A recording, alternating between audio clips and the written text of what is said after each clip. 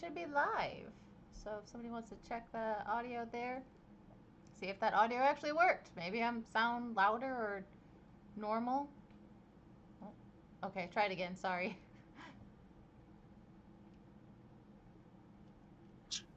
Testing, Hello. testing. Hello. 1 2 1 2. Oh, I missed the mute button in the corner.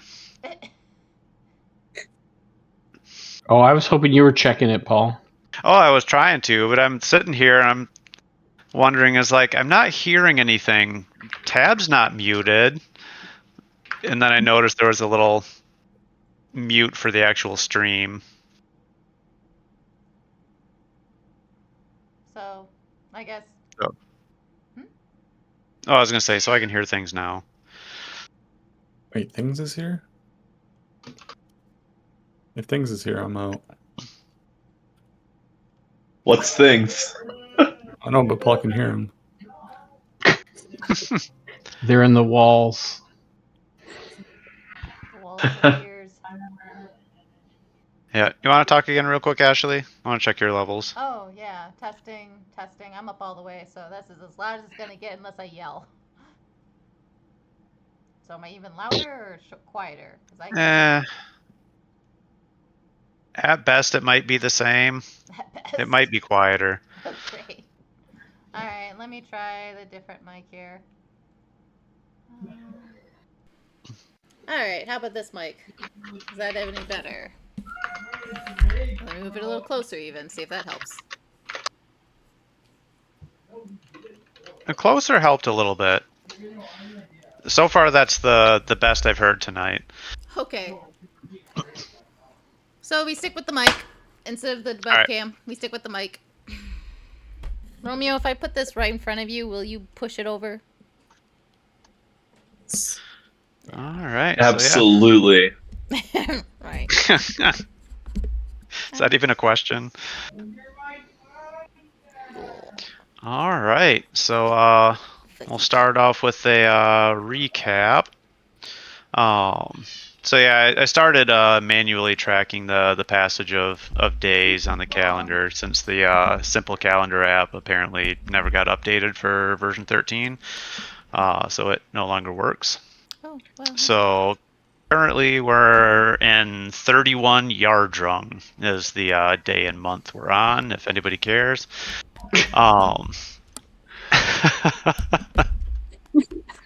Put that in the chat, please. How do we spell that? Right. Yardum? Does it spell with a J or a Y? With a J.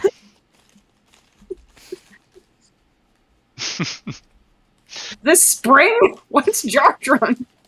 Yeah, it's yeah, let me get over my tab here. Yardrung is, where's it on the list here? It means year turn. Year turn. Yep. So it's kind of like the end of winter coming into spring. Okay. Do we have a 12-month cycle, or how many month cycles do we have in this calendar? There are several. I can post it here. Several? So those are the months. And each month has roughly 33 days. So there's 400 days in a year in this system. 13 months. We have a 13th month cycle. So I guess you can go by the 13 moons that we have a year. Mm-hmm. Instead of the 12 months. Hi, Rose. Yeah.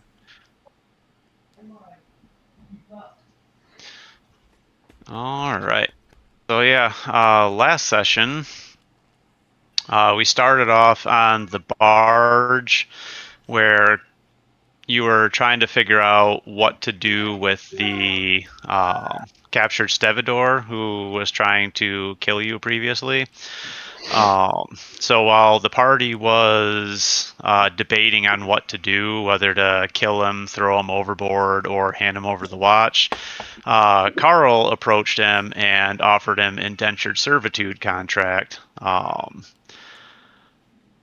And ultimately, he was threatened with death if he didn't sign it. Yeah. Meanwhile, Elias was napping below deck, so he didn't witness any of this firsthand. But I plead the they fifth. it basically forced Willie into hard labor working the barge for the next 4 days, nominally for free because they collected his pay to repay the 20,000 gold crown debt that Tilo felt his life was worth. Hey, my life is worth that. I got an estate.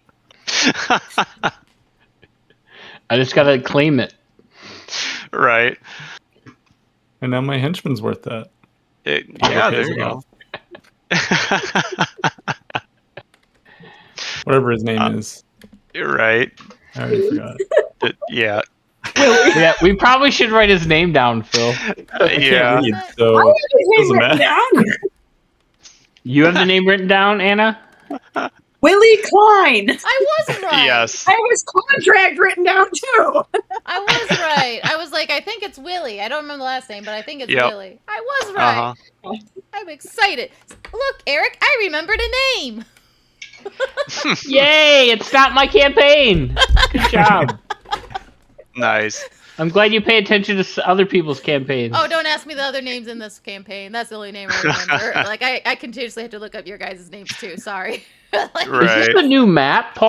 I don't remember this It map last is. time. Yeah. Yep. Yeah. This is a better looking version of the Bogenhofen map. Did you draw this? No. No. Oh, I okay. found this.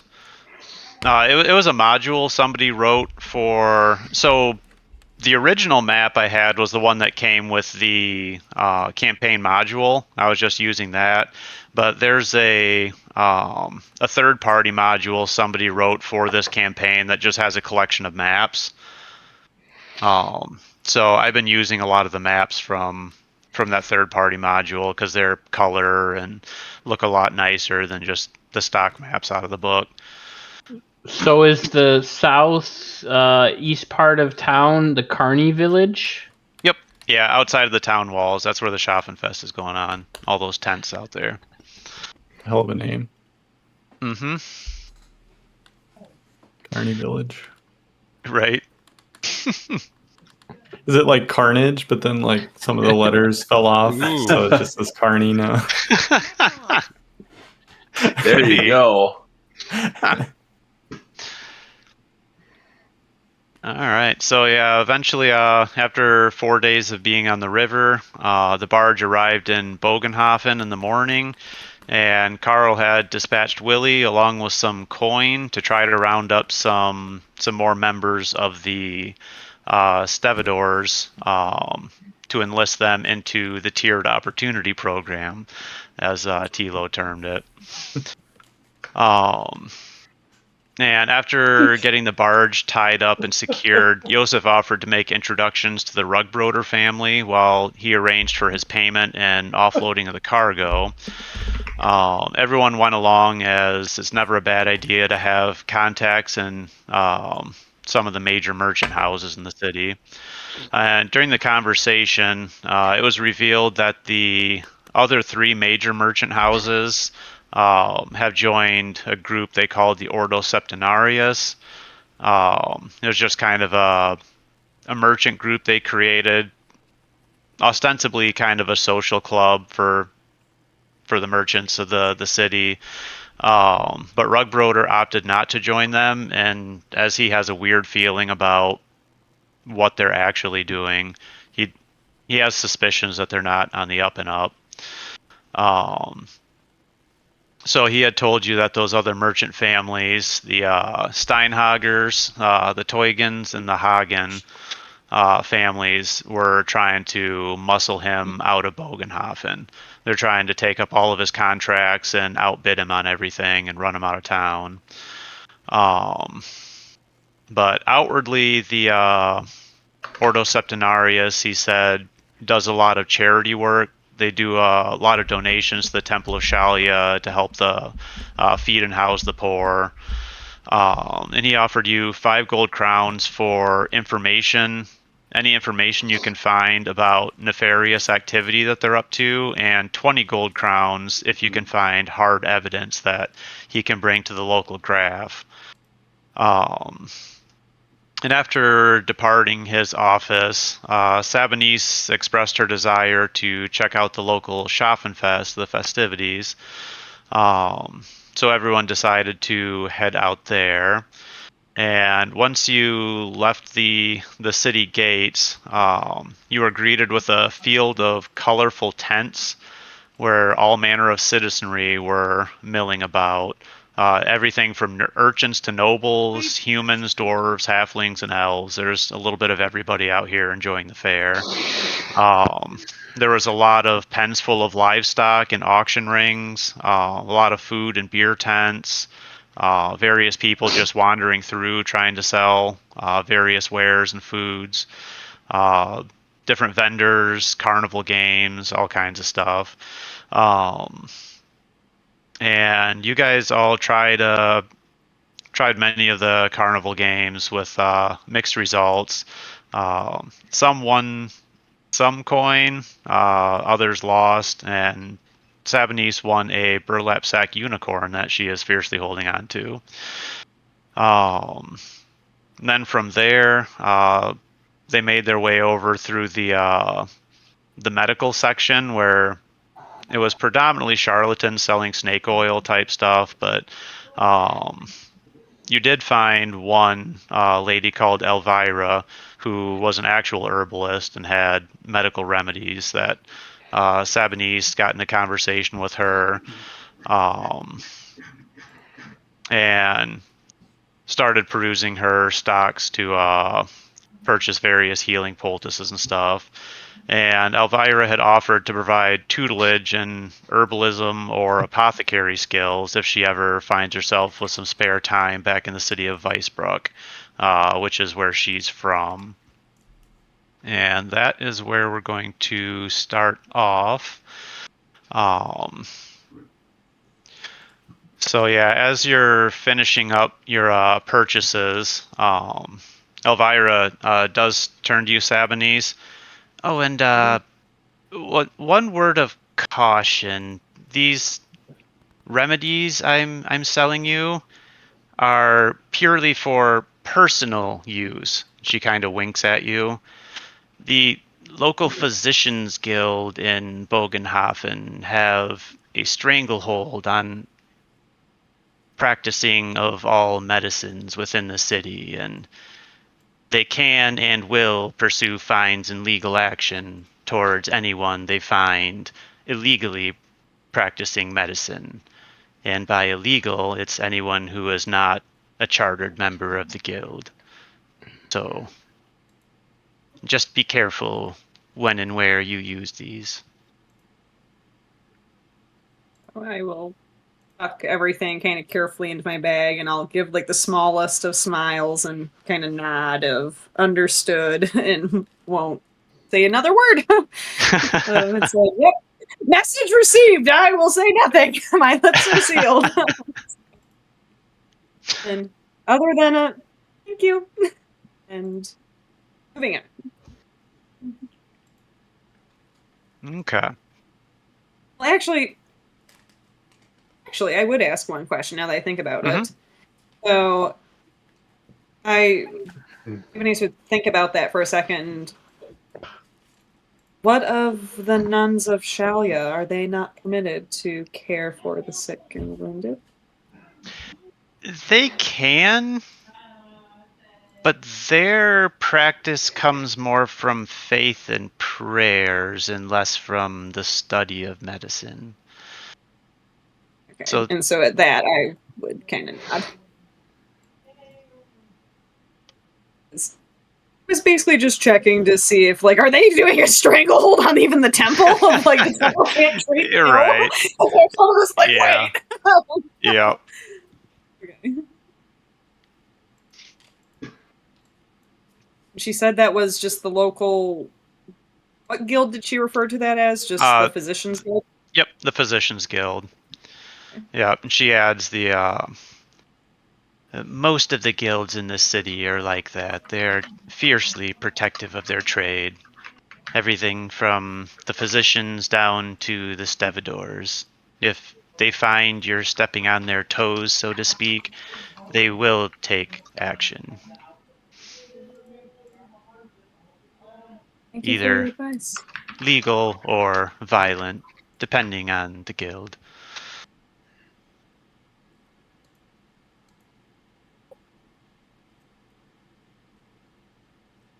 Thank you. You are welcome. Perhaps I will stop by again another day of the festival. Yes. If you have time, I'll be here for the next 3 days before I travel back to Weisbrook. I have a shop in town. Did she mention the name of the shop? Or just generic shop? Let me check real quick.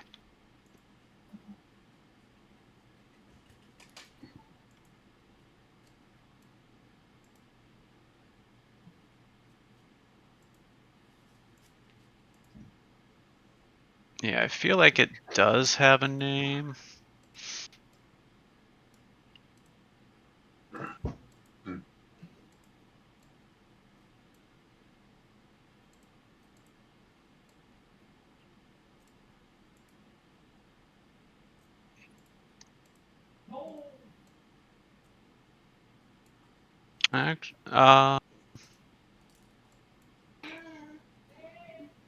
Actually, no, it doesn't look like they did name it.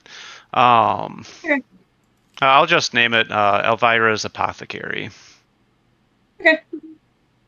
Oh, original. Yes.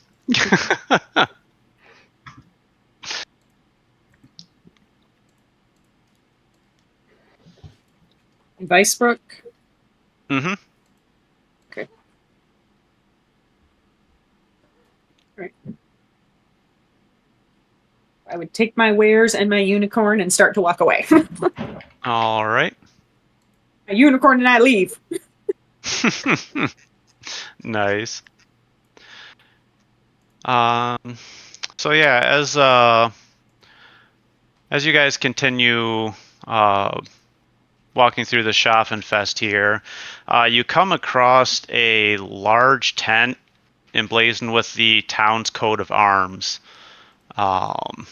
And outside of the entrance, you see a pair of state army halberdiers just standing guard.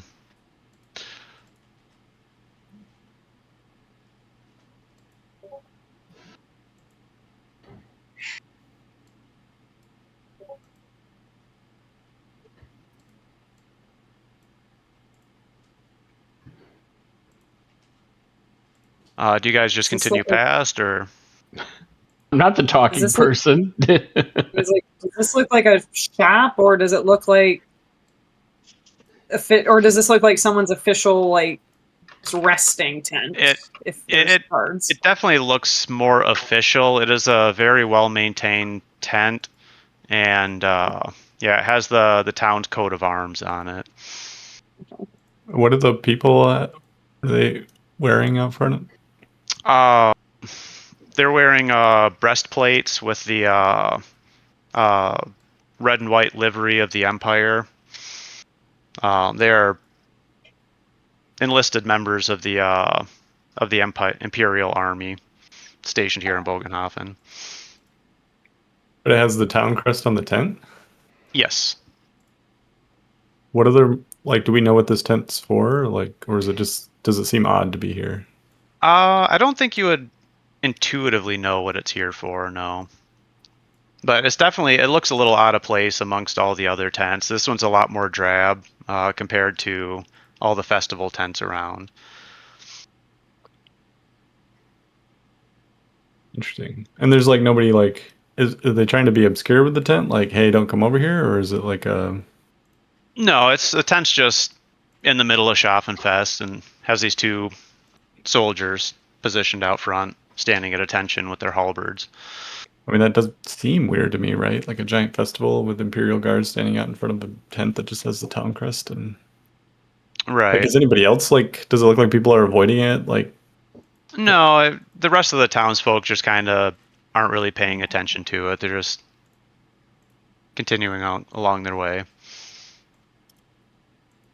think I know what this place is. I don't know if I have the right gift for it though. There we go.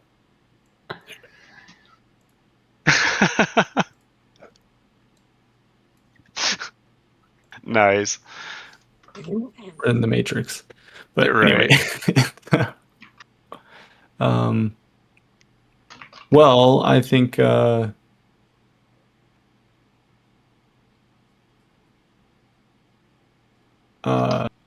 Carl's curious and assumes there's at least one free pass for talking to armed people. So he's like, "Hello, what is this tent? Do you have games?" We do not have games, no. This is the festival court led by Chief Magistrate Richter. Oh, who gets tried here? People that don't smile enough? Anyone who commits crimes within the Schaffenfest get tried here. During the festival, they move the court out here. Does that happen often? A lot. At least hourly. The magistrate is very busy. What is it about this festival that makes everyone commit crimes?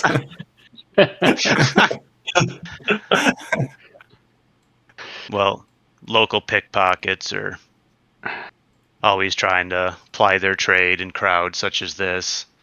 Carl Talking takes to a the guards too long. Yeah. Asking too many He was just annoying walking questions. away. Right. Yeah. Excessive drunkenness, Running their mouth. brawling, Oh, wrong. disturbing the peace, any number of things. Serious crimes are typically rare. Yeah, these all sound like festival things you do, but They could be. There's cost tied with them. okay. Did they perhaps go more lenient on foreigners? That's up to the magistrate. Is he a happy man?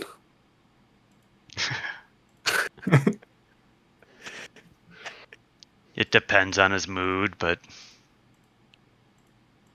he's always fair. Well, that's good to hear.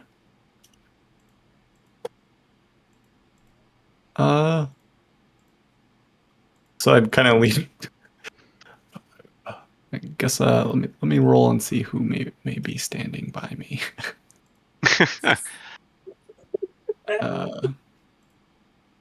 I'm used to the dice thing at the bottom of the screen.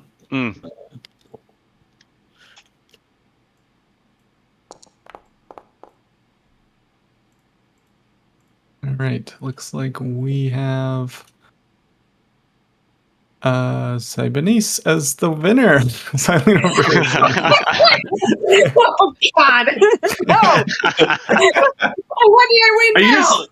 Are you just hugging your massive unicorn still, or is that in your bag? It doesn't fit in my bag. My mental image is this thing's like massive. I'm just like Carl, holding my unicorn.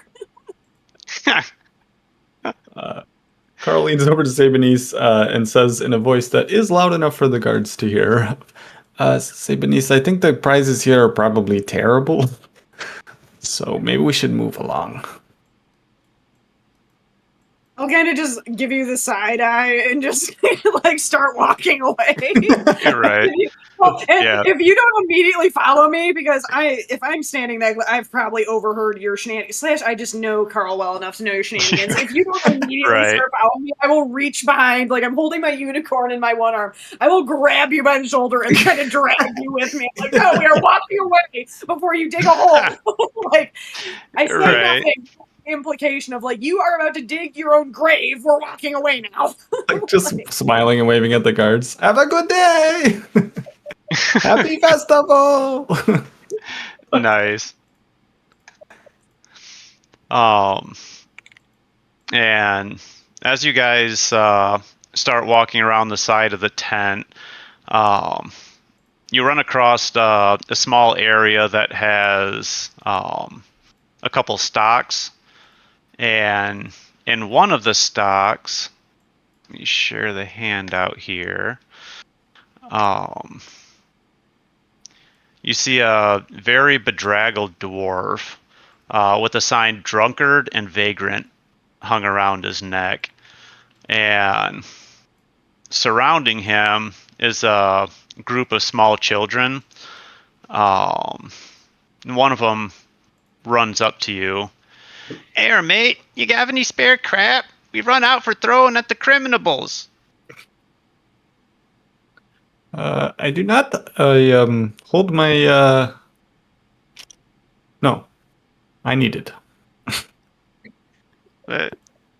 We ain't got money or anything, but we'll use it well. What did he do? Oh, I can't read what the sign says, but the magistrate put him in there and put a sign around his neck. Oh, is there any way to get him out of there? At this point, the dwarf hears you. "Oh, please, yes. If you could pay my fine, 2 shillings. They'll set me free. I've been here for hours." Are you perhaps employed by any guilds currently? "No." Sadly. Do we have more contract paper? Yes, you're building it, Phil. I'm still eating like a toffee apple, and I'll just look at you. Like, what the hell? I'll do anything, please. Please just get me out of here. I think we could do that. Perhaps if you're willing to enter into a contract with the Free Market Guild, we are looking for current staff. Yes, anything. Yes, you'd have to work off your debt. That's fine. Okay. Yeah, so... Oh, where do I have to go talk to the magistrate? Yeah. Oh, that's awkward.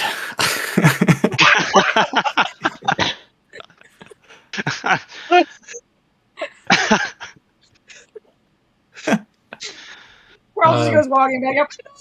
Back again! Yeah, I guess Carl would see if Sabinese or Elias or I forget who can write. I'd probably be close. I'd be within earshot of you. I'm not right with you, but I'm within earshot.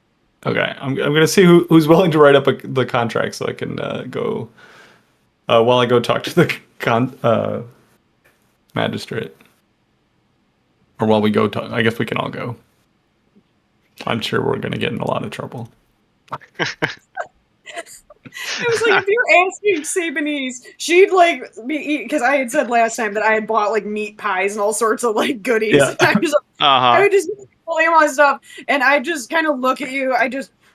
And I'd like put my food like holding it in my mouth so that I don't have to hold it. I would hand you the unicorn and be rummaging through my bag to like get out something right. Can Carl lift the unicorn, or is it too heavy?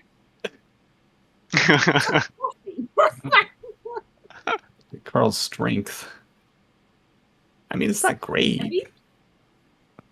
It's a unicorn. But I would kind of, like, I'd be trying to, like, talk through, like, a full mouth, but then I kind of, and I'd, like, finish eating whatever I'm eating. What exactly am I saying that this fool is doing for you? All tasks as assigned, and similar to the other guy, but I guess his debt is gonna be a lot lower, so I don't know. Is there any way we could, like, keep him working longer? Interest. Rude interest. That's cold. I like it. I don't know Maybe him. put in there, Vincent, he like- likes working for you. Oh, I'd never thought of that. No, remember he has to go find 2 people, and those 2 people have to work off the debt that he has accrued. Oh, yeah. Yeah, I like that.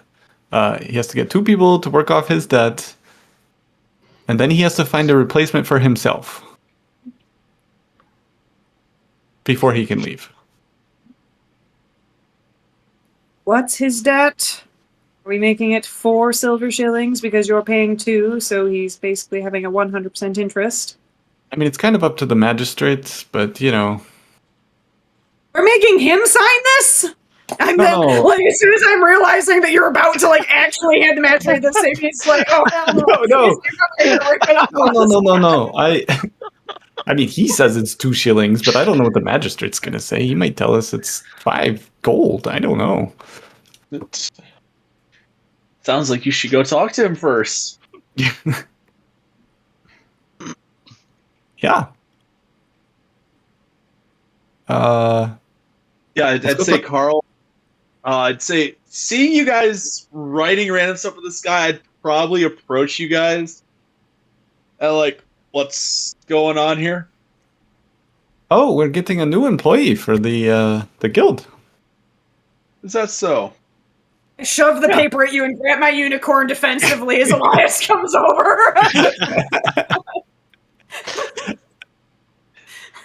We're going to pay for his freedom. I have monies, and then he's going to work it off. Okay, With interest. that seems reasonable.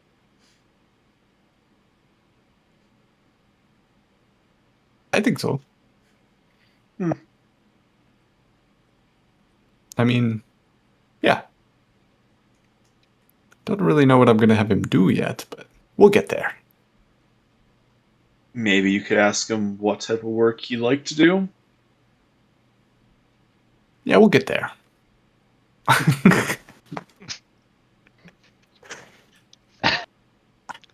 I don't know. I what- would chime in holding my unicorn. He just needs to put his name on it. I'm like basically informing you that I've finished writing it, but I guess I would like yell at the dwarf and just be like, what is it that you used to do before you started collecting poop? That's a long story, but I used to be in the Engineers Guild. That's a pretty short story. It's Come on, Paul. You gotta have like 2 pages of backstory on this guy. yeah, right. Yeah, I came up with a new invention. It would have changed the world, but my competition slapped me with the lawsuit for copyright. But I ended up getting thrown out of the guild and exiled from my city, and just been wandering the empire since.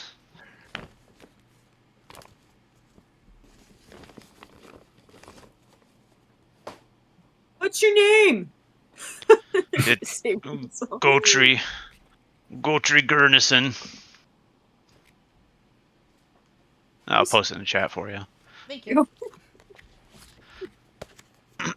Can you help me? Can you please get me out of here? Oh, certainly. We're going to go talk to the magistrate now, and then you sign the sheet. Actually, yeah, can we just put on the sheet whatever we pay magistrate, that is his debt? Or do I have to put a number? I don't know how these contracts work. I don't know. Like, I'll just kind of mutter, like. Okay, well, No, we'll figure it Carl, out. You sign the Carl. thing. Yeah. How much is his freedom to the magistrate? He says 2 shillings, but I don't know what the magistrate's going to say. Doesn't seem like much. You might make that back in a day. Well, I mean, he can't make it back. In the contract, he has to get other people to make it for him. And then he has to get a replacement. That's an interesting contract. I'm not familiar with that. I kind of lean into Elias. I'm like, apparently with these contracts, you can just say whatever you want. Yeah, and most of the time, so you're just lucky most people don't know how to read that. Oh, yeah, me included. Then how do you know you're getting what you want if you can't read it, but they can? Oh, because Sebenice wrote it, so I'm pretty sure she wouldn't take their crap. It'd be hilarious if, unknown to all of you, Sebenice has been adding little flourishes in it. Yeah. Yeah, so I'm just gonna like look over at you, and I look back at Carl. I'm like, do you need me to read that to you to verify? What are you implying, Chris? Maybe it's leanings with a unicorn. He's speaking quiet enough that I'm just, yeah. So I don't hear you slander me? No. In the end, they all work for Sebenice. Yeah.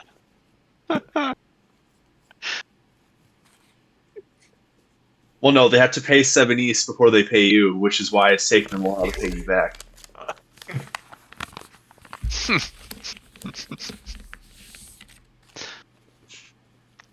By the way, she has written exactly what Carl tells her to write. Yeah. Like, she has not added any flourishes.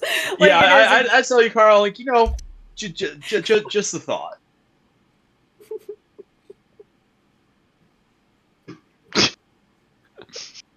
Well, hopefully the magistrate has a clear answer for you on the cost. Oh, yeah. Oh, and actually, we should make sure that they're paying taxes, too.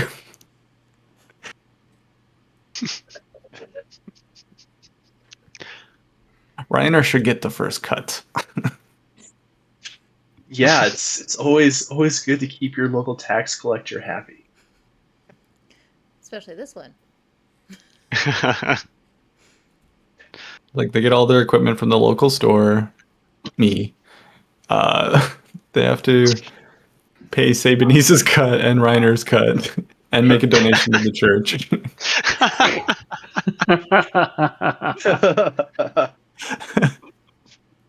Sigmar is pleased. It's perfect. Very well. I'm gonna very well, pat you on the back, maybe like a little bit harder than usual, just like pat. All right, well, let me know how it goes. Okay. I feel like it's gonna be like Fight Club. We're just gonna have all these groups doing something, but we're not really sure what.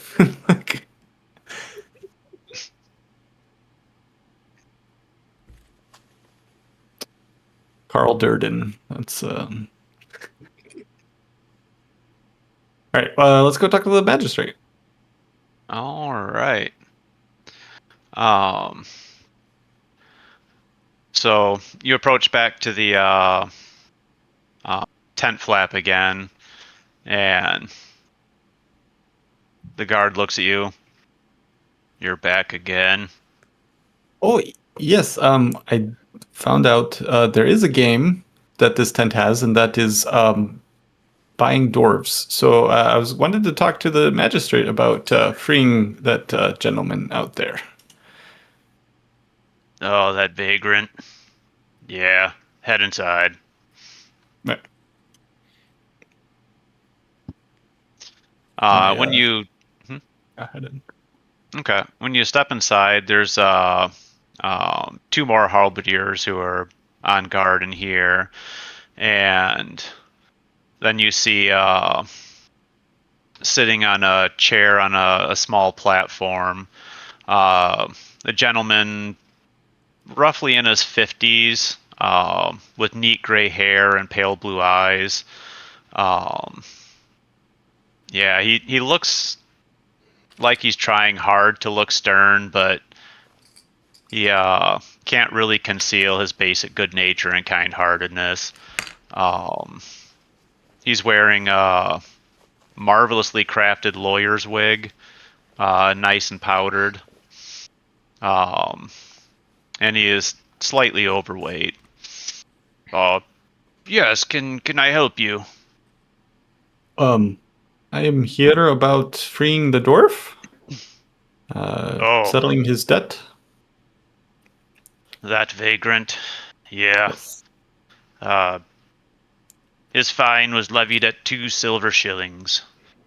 Oh, what was his the nature of his vagrancy? Excessive public drunkenness and generally being a nuisance to the fair.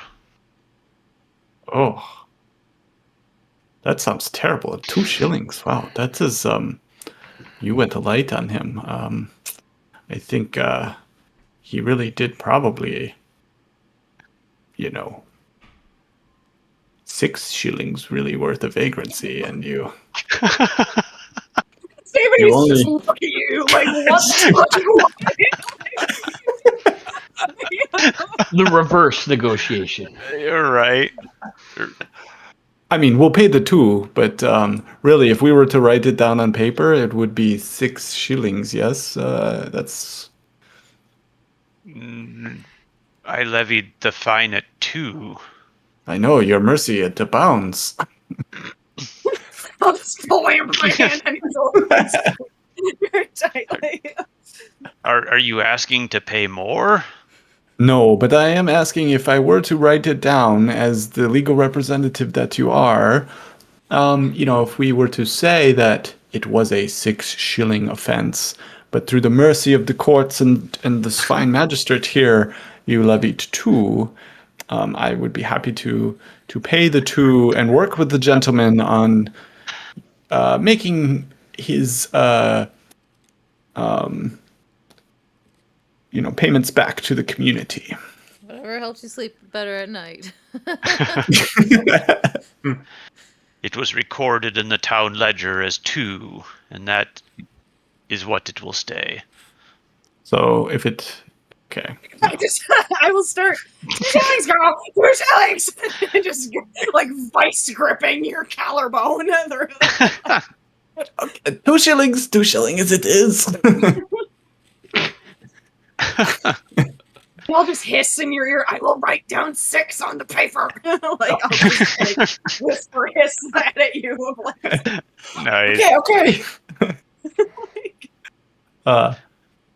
Carl tries to compose himself and 2 shillings, yes. And I pull out the coins and where do I hand the money? Hand it to that gentleman over there in the corner with the money box. I didn't even see it. I hand over 2 shillings. Okay. And he'll turn to one of the halberdiers. Go ahead and release the dwarf. Yes, sir. And he turns to walk out of the tent. To our custody, as I go to follow him out. And the magistrate goes back to writing in his ledger. Carl will probably head out with the either if Sabadis wants to go to get it signed, but if people want to stay and talk to the magistrate, I can have Carl just take the form to go get it signed. If you I will guys follow want to. you because I trust nothing coming out of your mouth and will still have my hand on your shoulder through all of this. All right. Like,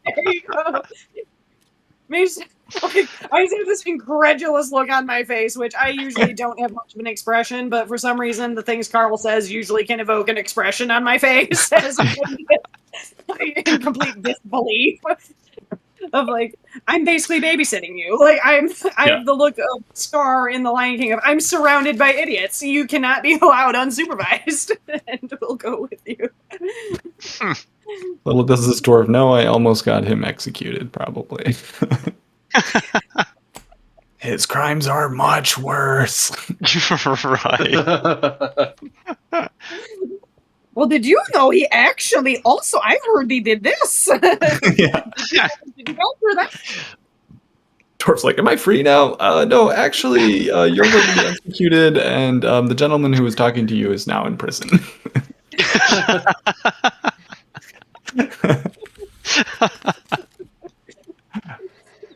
Expert negotiation. Yeah, it's all going the way I wanted it to.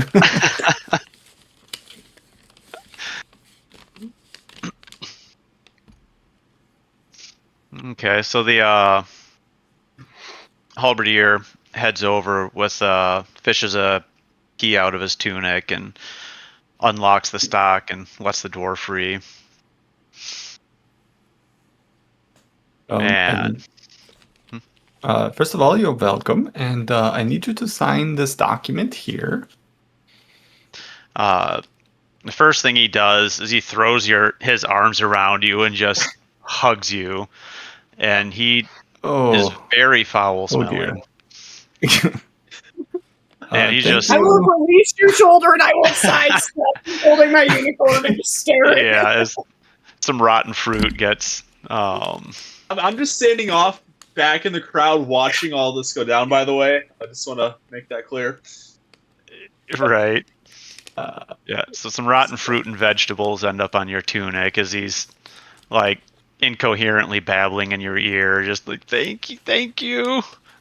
Yeah, no problem. We will have to add the cleaning of my clothes to your debt, and probably your washing too. You can borrow against the store for now.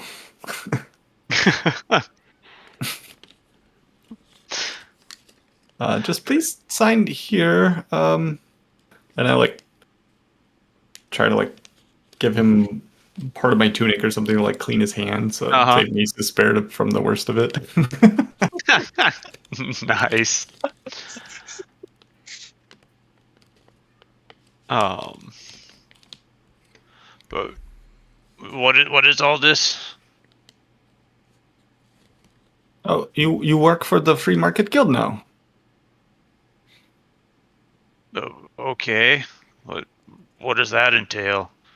Well, first you need to find 2 other people at least. Well, I mean, I would recommend at least 2 to work for you. Any money that they make goes to you, and then you can choose to keep that money or pay towards your debt to get yourself out of the contract.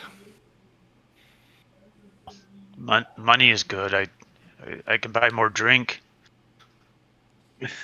Is that why you are in this dock? Yes? That's what they said. Drunkenness and vagrancy.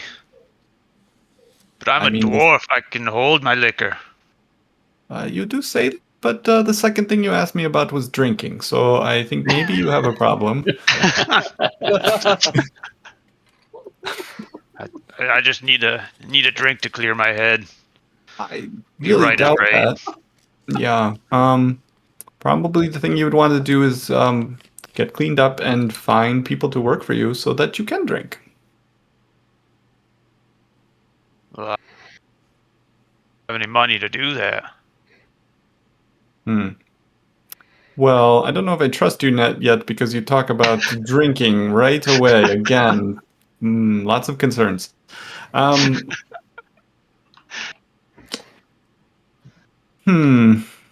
Perhaps if you could go I don't know. Do you have any ideas of how you could make money in this town? Not a lot of people like me here. We could work with that. Would you say they don't like you enough to pay you to not be near them? Or they'll throw me in the stocks again. Well, I mean, I wouldn't push it with the people that can put you in the stocks, but I don't know if there are people that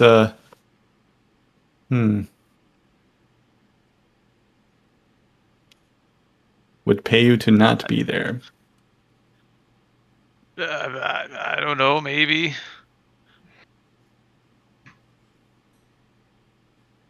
Try to think. Is there like I've just been begging for coins so far.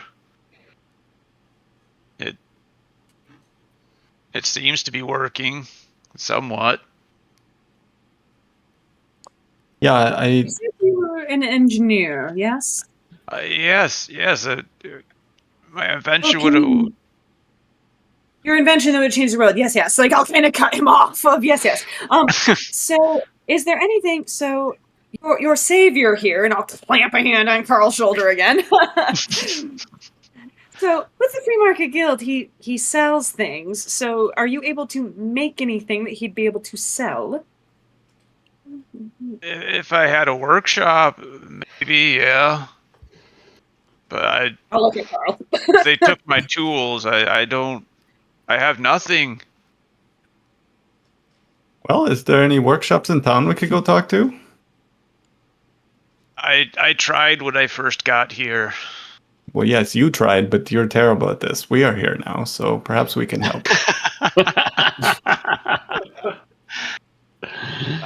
I mean, you can try, but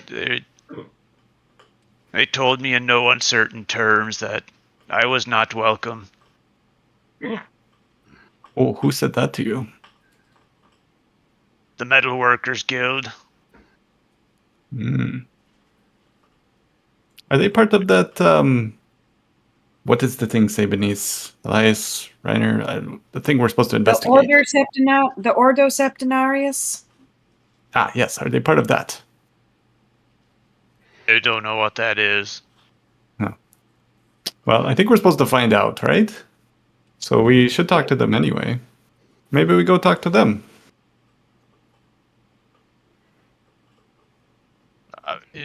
If you want to, if you could get me in, that'd be great. But First, we need to wash you up. You smell like pig. If that's the only thing. That's one. That's some of the stuff the urchins threw at me. Yes, those children are weirdly into poop.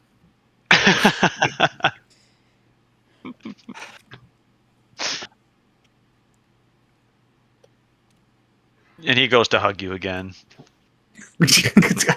Oh. Okay, well, I think we can all agree that Carl and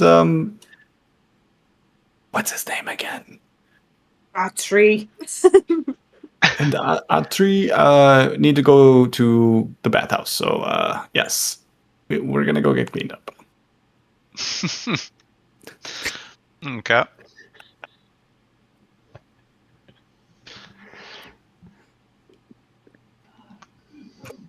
Is everybody heading off, or are you two splitting off? No, I'm following along. I mean, Okay. we're at least gonna go get cleaned up. So I don't know if other people. Yeah, want to I kind of want to see where this goes. Okay. I mean, Sabanese and I can only go so far, most likely into the to the bathhouse. I don't think we'd want to go any further. Yeah. Yeah, so I'm gonna lean over. Tilo, you're with us, right? Yeah, I'm going. Yeah, I'm gonna lean over to Tilo as we're walking. So, how long do you think this one's gonna last? I don't know. He's a lot worse than the first guy we got. Yeah, if he's this far wasted on the job, I don't think it's gonna work out. Yeah, he might be getting let go early, if you know what I mean. Something like that. I will say, though, I'm glad Carl's getting his hands dirty, so to speak. I mean, he's literally getting dirty. Yeah.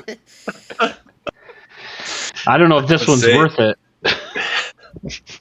Say, what do they say? Blood, sweat, tears, and trauma. Yeah, this guy's got nothing but trauma. Maybe he can offer payment in the form of alcohol after being sober for a day. This is going to be an interesting one. I think Carl might have stepped in it, like literally. Sure smells like it. Quick clarification. Did Reiner and Sabanice, like, sort of branch off because they were going to bathhouse? Is that what's happening here, Reiner? Or are we following? What's happening here? I figured just kind of follow as far as the bathhouse. I'm not going inside with them. I'm just walking up to the entrance. Yeah, that's kind of more or less what I was thinking. Just not. What time of day is it right now?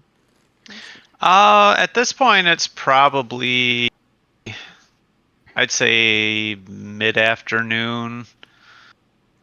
Okay. Because Sabanice, she's becoming more and more dissatisfied by where this is going, and now we're kind of leaving the festival, and she's holding her unicorn. So she would basically kind of, if I was still somewhat near where Carl was leading the charge, of, are we meeting back at the barge tonight? Is that the plan? Is that where we're staying still?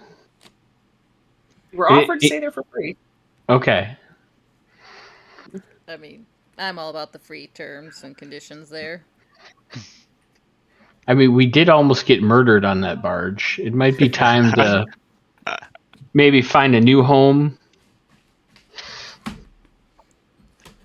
And so I'd look at you if you voice that out loud, because she's basically trying to clarify if we're about to somewhat branch off. Where are we meeting back? We're in a new city. No, I suggest not staying at the barge, because we almost got murdered there. We have some coin now, right? We can afford to stay in an inn. Sure. So where are you suggesting we go? Oh, I'm unfamiliar with this place. I have no idea. Somewhere affordable. Joseph would recommendation in all the Maybe the dwarf would know some affordable places. Oh, yeah, I don't know about asking that guy. I don't know if he'll know. But yeah, I think Joseph, he could maybe suggest something. So are we meeting back at the barge to then figure out where we're going from there? Sounds like eyeballing Gotree and his stink and clutching her unicorn, trying to keep it away from said stink. I think that's a good course of action. Because I'll be doing almost the Jack Sparrow, like, sidestep, walk away, sidestep, walk away, starting to shuffle away. Yeah, you can also ask local citizenry as well.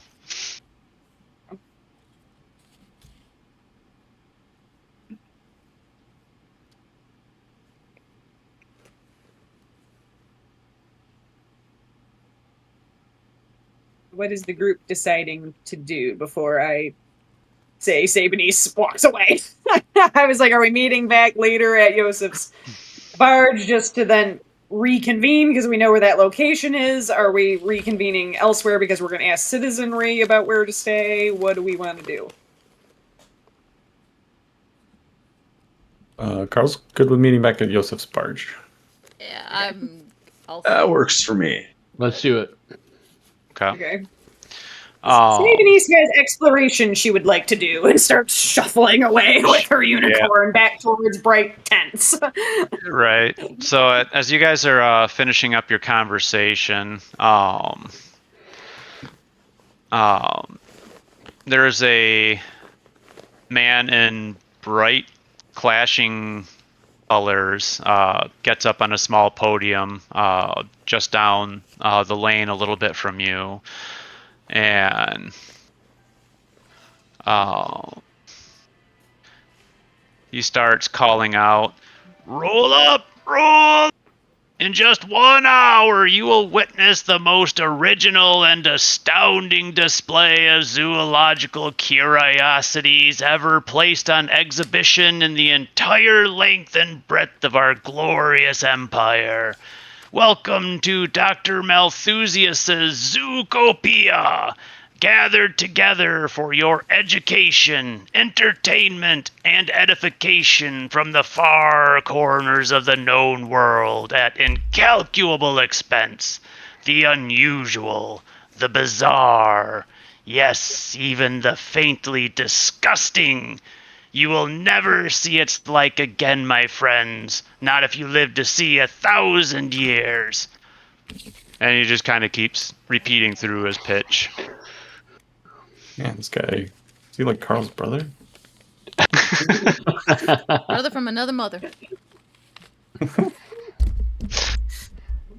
And as you're kind of looking at his setup, he kind of has like a collection of wagons with tarps over them, kind of in a little bit of a ring, with some tents set up around it as well. And as you're listening to him call out, a gust of wind blows up the corner of one of the tarps, and inside you see a goblin, but it doesn't quite look like how you think a goblin should, as this one has 3 legs. You're pretty sure they're just supposed to have 2.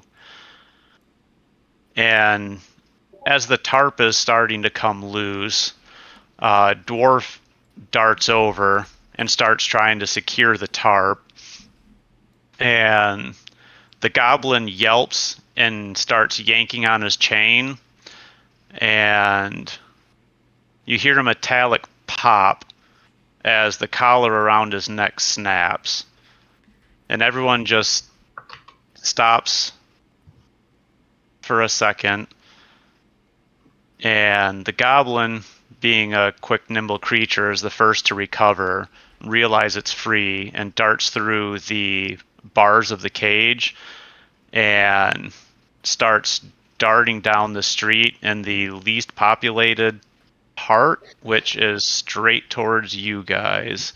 And the dwarf starts calling out, "Somebody catch that goblin!"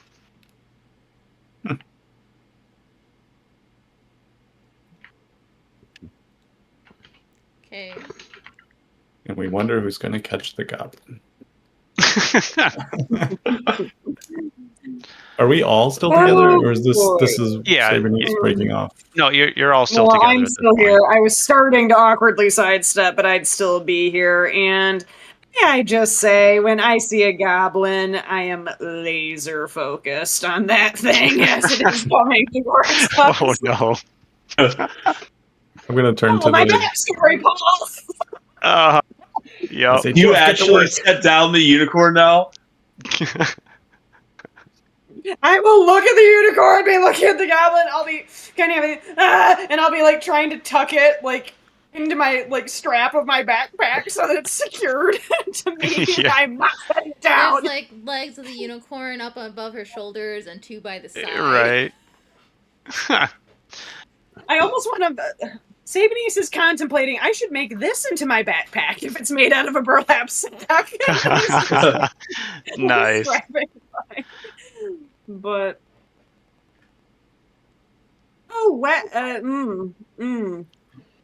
Am I correct in my assumptions on how goblins are generally viewed in this empire? I know how they are from where Sabinese is from.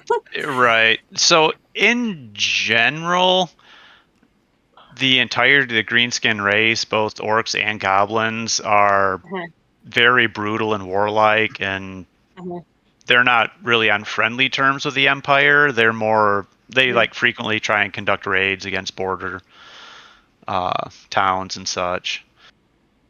So they're not diplomatic. They're Like raiders. raccoons. Yeah, Hey, flail's out. yeah. Viking raccoons. Yeah.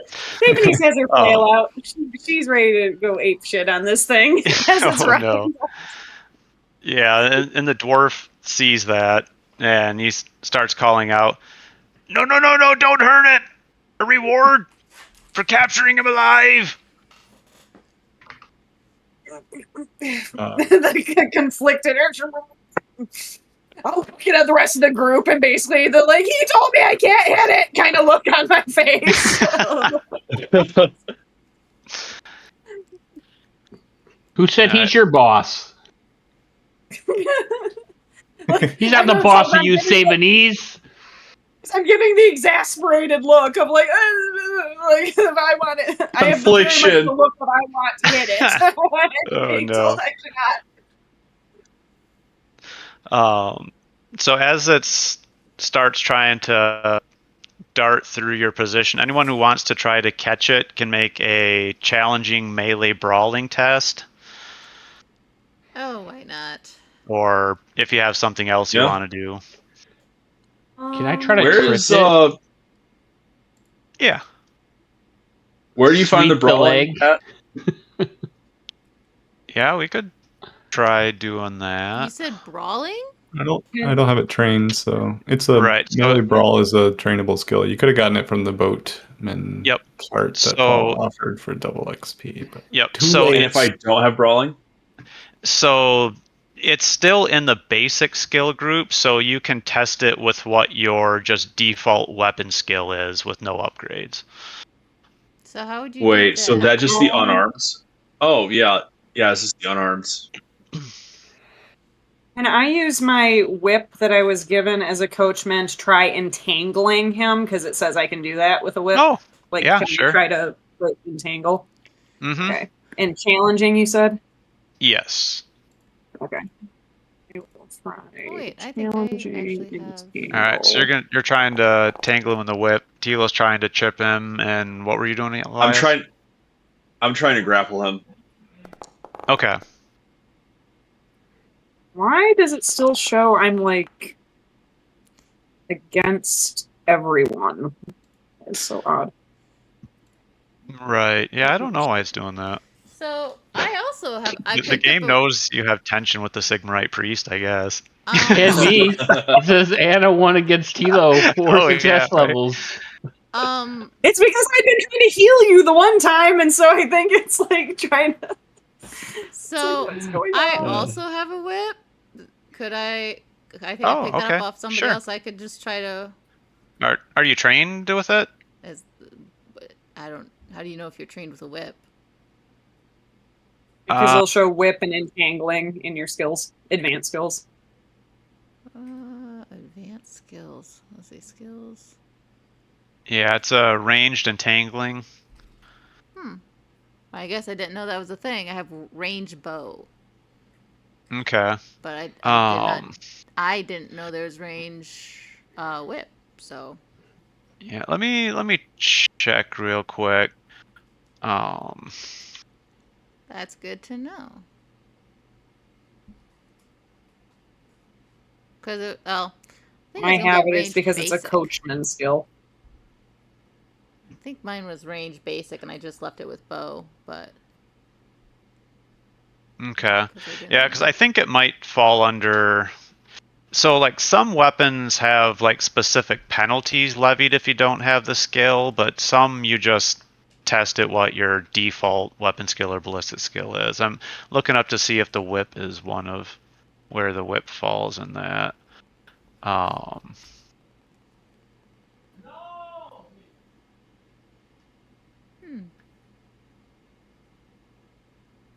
Okay, so you can use it, you just can't use the entangle ability. Okay.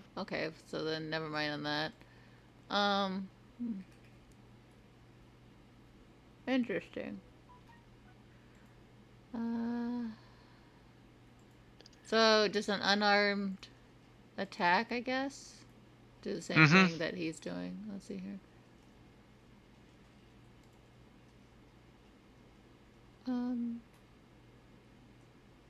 Where's unarmed? Why is unarmed not?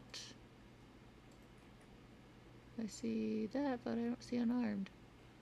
Interesting. Okay, let's go. Unarmed. What? I have to unattach the daggers to do the unarmed? Fine, okay. Alright, and you said challenge? No, what was it? Yeah, challenging. Challenging? Okay.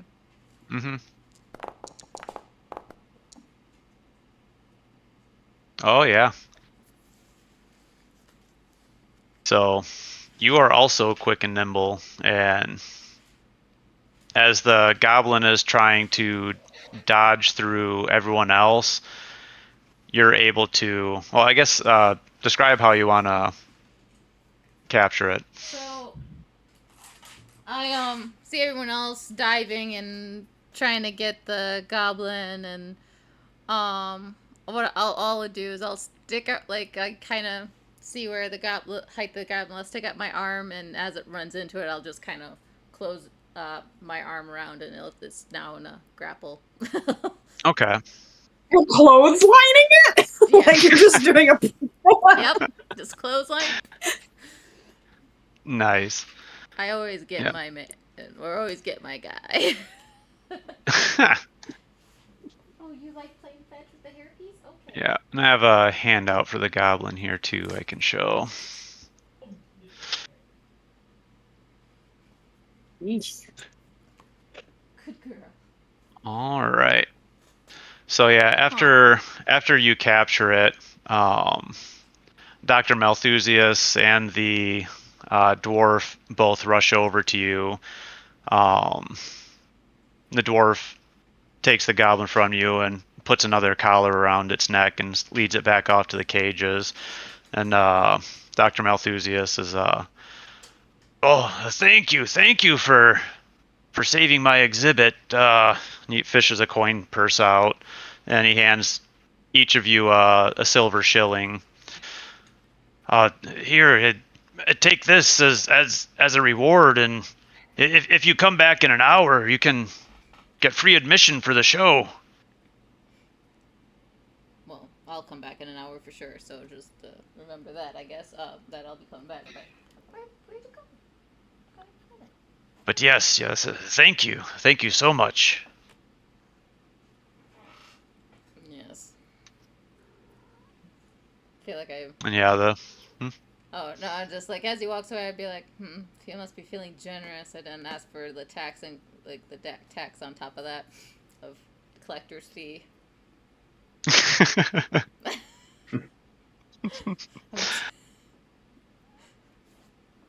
Yeah.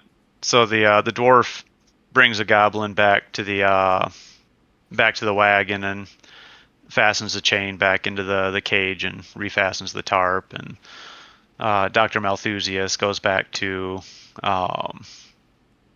trying to drum up business for a show.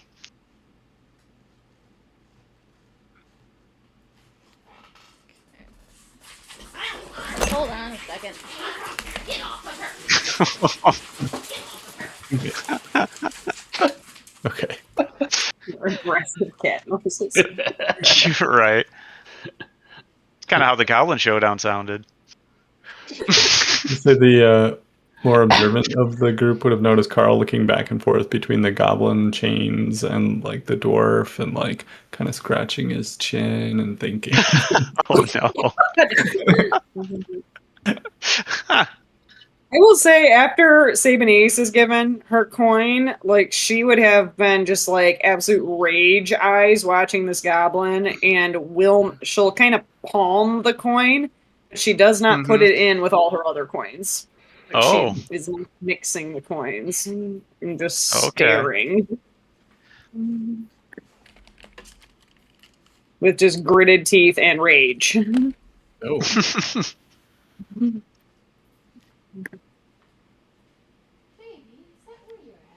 So from like, I missed the scene, so unfortunately, but did the goblin do something to? No. Oh, okay. It just escaped. You guys don't.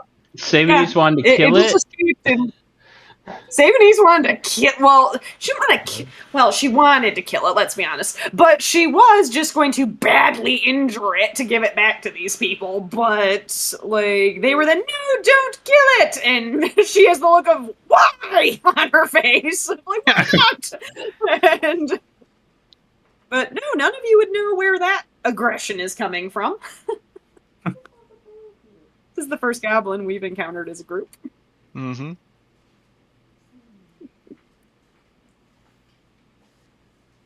Interesting.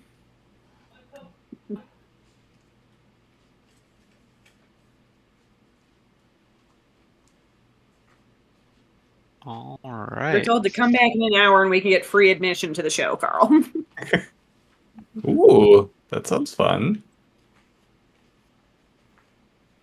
I probably should still get cleaned up, though.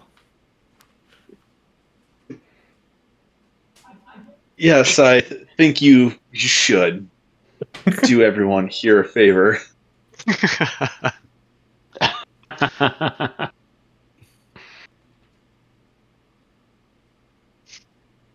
So are all of you going to go to this show in an hour? Yeah.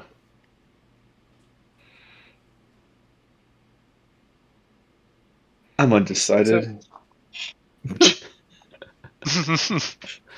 It's too low brow for Julian. Well, so we are either meeting up here and or at Yosef's barge later.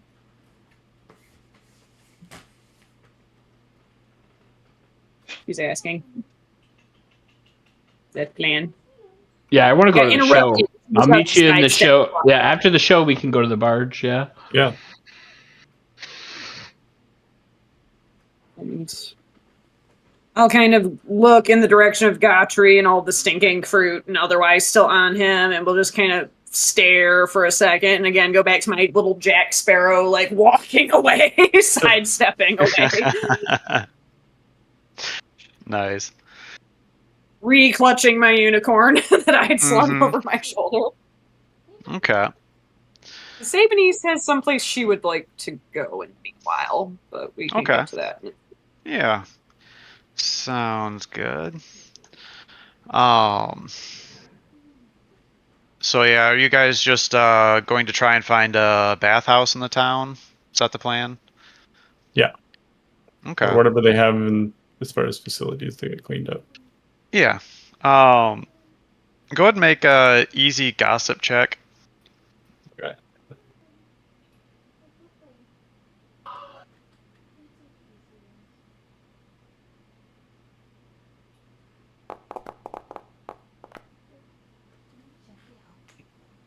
Oh, okay. Barely. So yeah, it doesn't take you too long to find a local bathhouse. I'm assuming you're looking for more of a budget bathhouse as opposed to a high-end one. I assume walking into a high-end one in the shape that we are in would cause us to be arrested again. That's a good chance. Yeah. Yeah, one more fitting my standing of a brass one status. All right, sounds good. So yeah, eventually you get referred to a local bathhouse in the Aldstadt area, which is adjacent to the poor. It's kind of...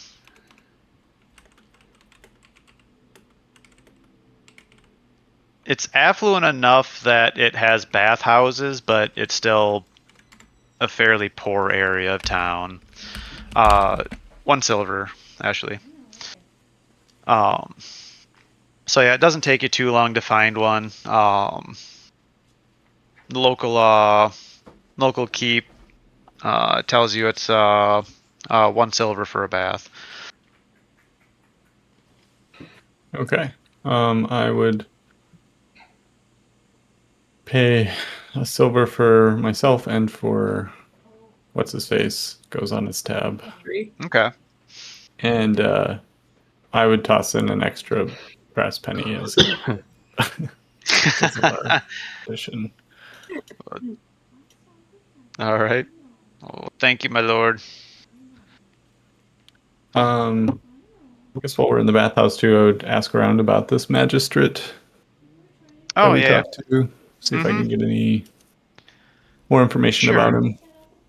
yeah. Well, Like, especially if he's like in trouble with anyone, needs help with anything. Sure, has yeah. any vices, okay. like skiffs. Sure. Go ahead and roll Asking for a friend. We'll go with a average gossip check.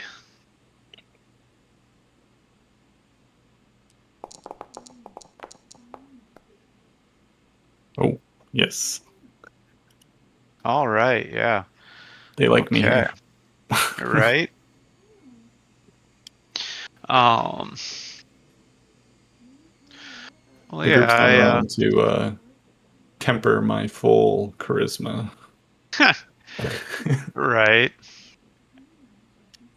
They get full Carl. Nice. That is the bathhouse. They get full frontal Carl. All right. So yeah, you learn that the Magister is a very fair man. Like, he holds justice and the law above all things.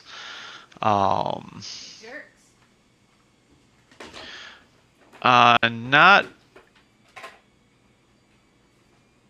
I'd say probably. As far as vices, he does enjoy fine spirits, particularly Bretonnian brandies.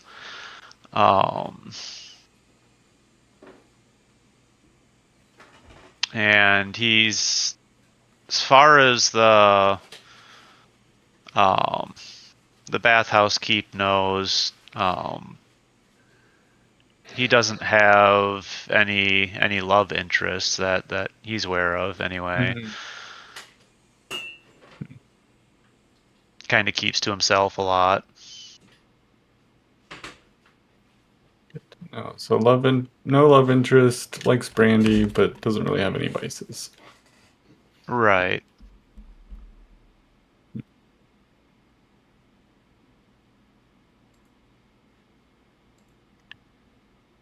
Good to know.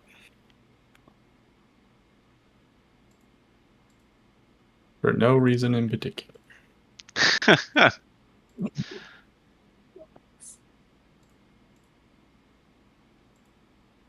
Okay, yeah, otherwise I would mostly just get cleaned up and maybe talk to the dwarf about how he could present himself at that guild. Okay. Okay. And my excitement for this show we're gonna see. Nice.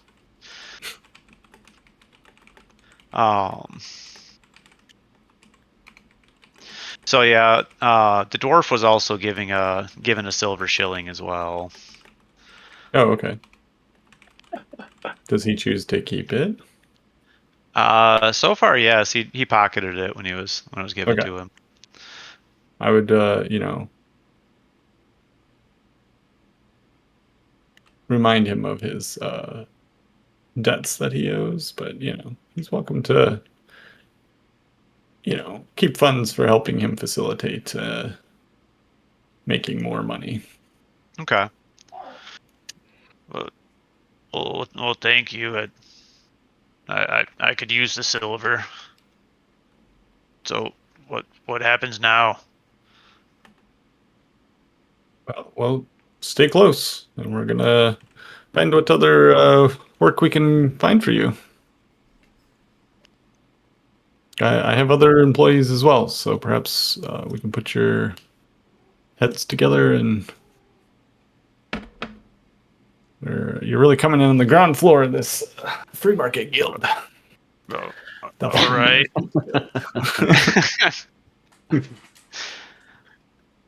I mean, remember, you are Free Market Guild now. You have the backing of the guild. So, be proud. Okay. Be sure of yourself. And don't get sloppy drunk if you're talking about the guild. So, am I free to go now?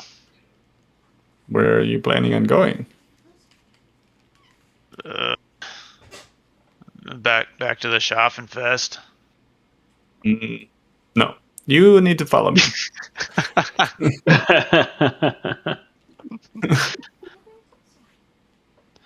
Oh, all right. Yeah, we'll call it probation period. So far, you have cost me money, so I need some convincing.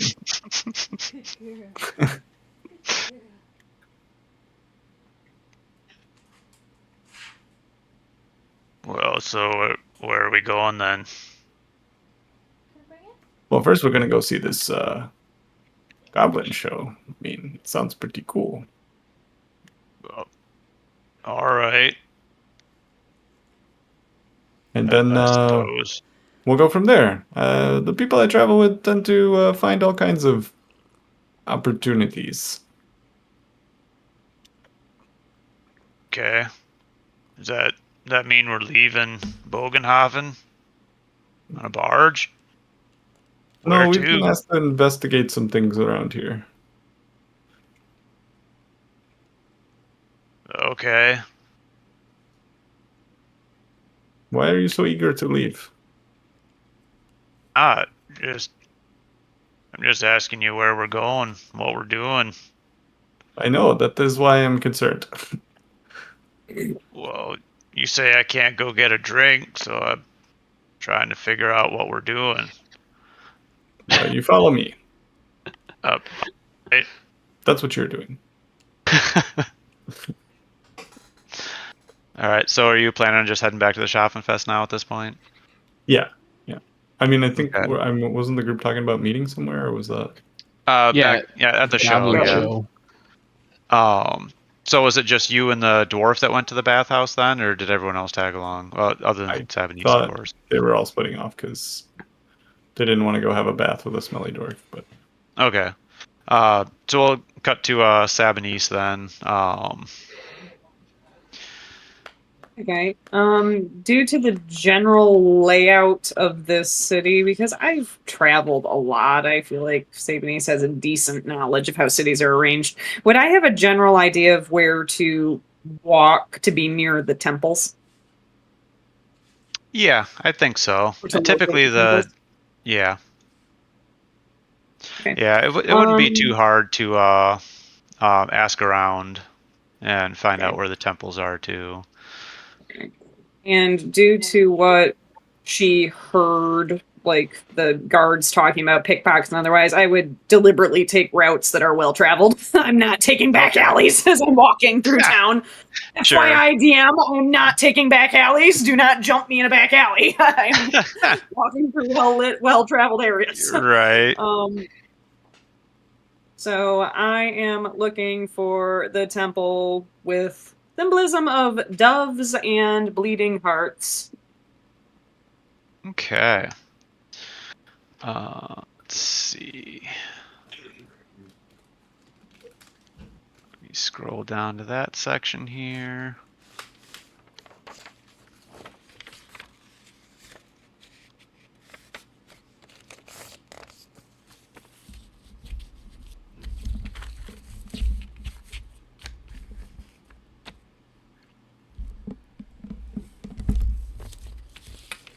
Whereabouts on? So I'd be kind of where your cursor is on the map. I'm not sure where oh no, it's around the town center area. Is okay. where all the temples are. So it's kind of nestled in between a Temple of Verena and Temple of Sigmar. So as you approach it, one thing that stands out is it's far more simple than the more grand shrines that surround it, like Sigmar and Verena. They spend way more on the outward appearance of the temples, whereas the Temple of Shalia is just a plain white building, basically. It's clean and well maintained, but completely devoid of ornamentation. It does have doves, lilies, and heart motifs painted around the door jamb and on some of the walls. And as you start to enter, you notice the air smells faintly of herbs and soap.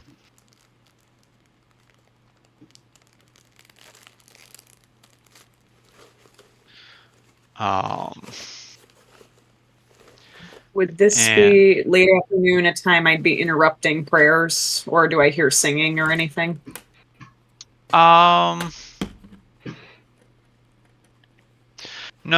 singing. There's only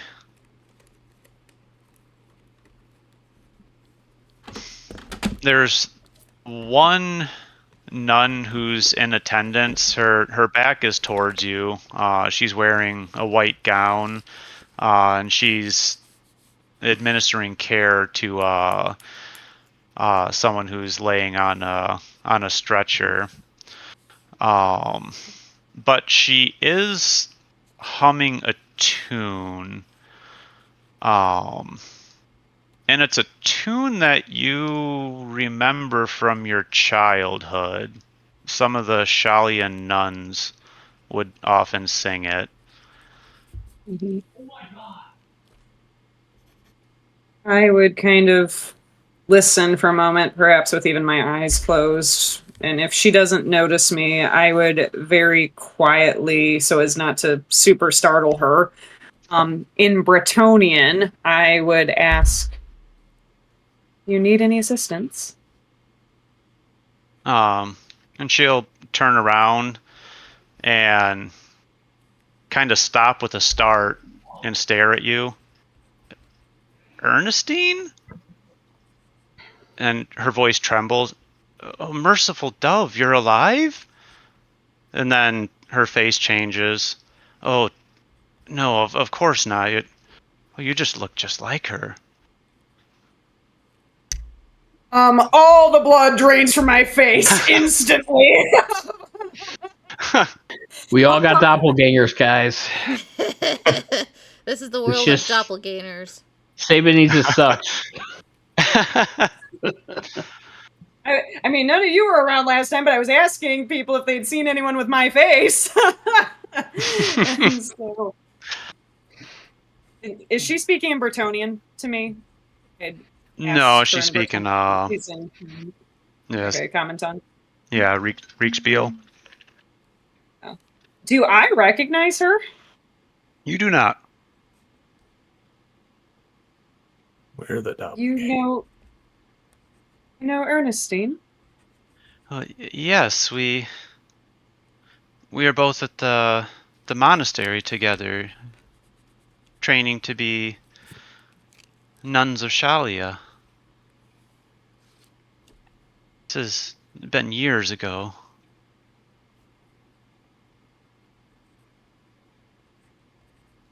Excuse me while I frantically scribble. The note taker here is overstimulated.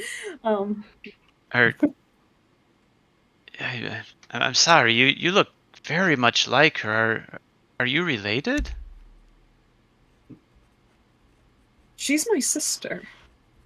Oh, mercy me. Of course, that makes sense. How long ago did you say you saw her? Oh, last I saw her probably maybe 2 years ago in person, but she used to write letters up until about 6 months or so ago. They stopped arriving. Where was she writing from? Well, she was... she was in Kemperbad, I believe. Yes, Kemperbad. She was always talking about starting her own mercy. Here, one second. I have a letter here, and she heads to the back and rifles through some things, and then comes back out and hands you a letter.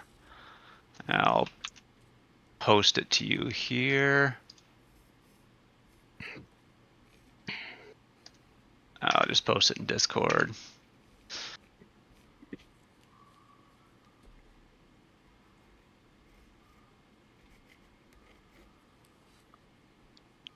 I'm not. She didn't really say where she was going. Just that she was going to a place of great suffering where she was planning to help those people. But this was the last letter I've received from her.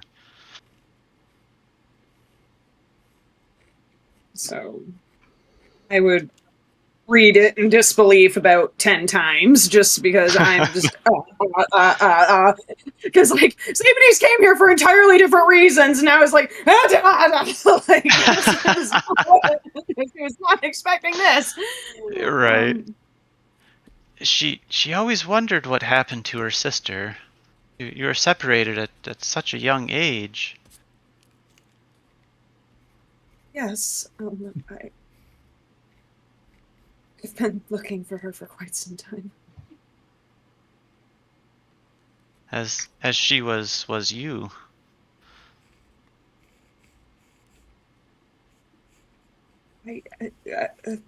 And I will have actually very nearly dropped my unicorn through all of this of just being in like shock. The slow-mo unicorn dropping to the floor in shock as the Right.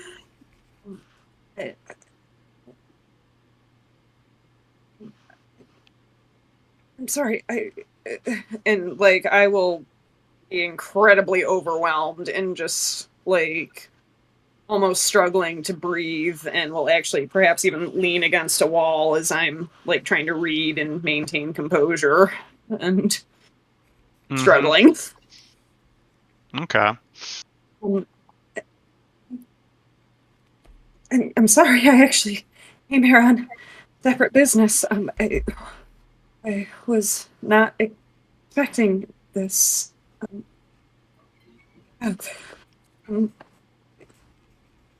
You were good friends with her? Are good friends with her? I correct myself. Yes, we spent a lot of time together at the Mercy. And we kept in touch with letters until they stopped. Perhaps where she's at, they have no courier service. That's what I keep telling myself, at least. Yes, of course.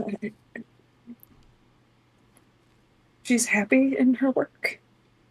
Oh, yes, she was very happy. She loved helping others. Did she ever... Do you know what happened to her after we were separated? How did she come to be a part of the Mercy where I did not? And I'll kind of trail off. Right. Well, she never liked to talk about her early years. Every time I tried to broach the subject, she would just clam up. Eventually, I stopped asking. I'm sorry, when did you first meet her? Oh,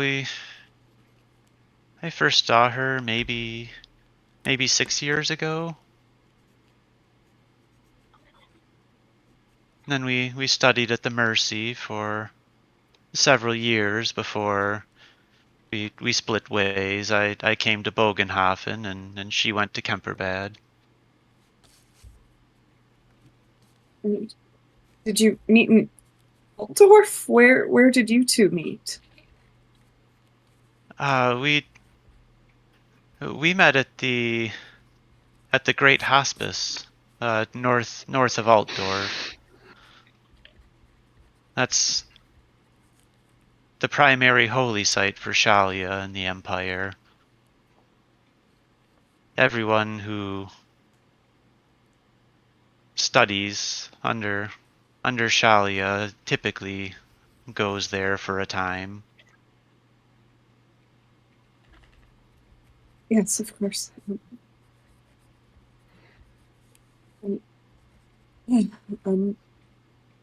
How much time has passed? If I was supposed to meet back at the show in an hour, and by the time I've traveled, and I'll have been completely like mind blown. You still have a little bit more time here. I'd say between the travel time, it probably took you 15-20 minutes to get here, and you're probably about 30 minutes from showtime. Okay.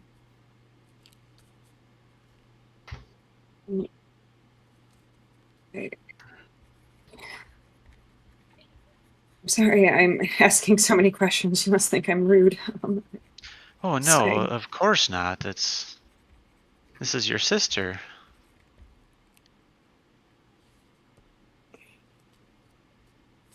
And like Zabini's kind of deep in thought and trying to process, and I'm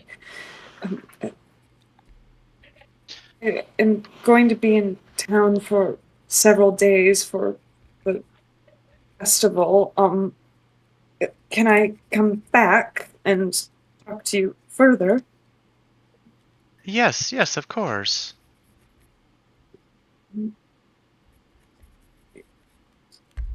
There were other matters.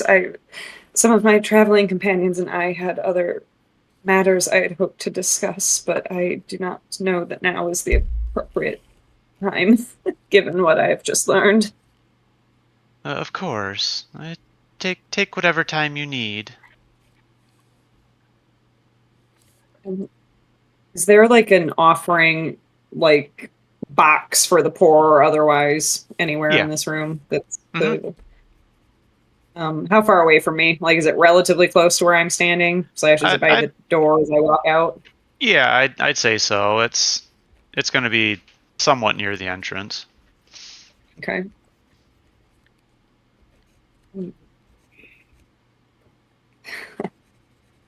I'm sorry. I think I might need to clear my head and return later. I have plans to meet up with my traveling companions, but I will return. Yes, of course. Please do. May I keep this? And I'm holding the letter. Or do you need this back? Of course. If I'm tied here in Bogenhafen, they need me here. If you can find anything out about her, that would be wonderful. I worry about her. As do I. I'll kind of nod and start to walk out, and the coin I had palmed from the goblin that I had like refused to put in with my other money, I would immediately drop in like $4 box. Okay. Or otherwise, of immediate donation of that. Is there a fountain out on their property somewhere? I know that's sometimes a motif of these temples. Probably not one out front of Shalia's temple, but some of the other temples have one. Okay.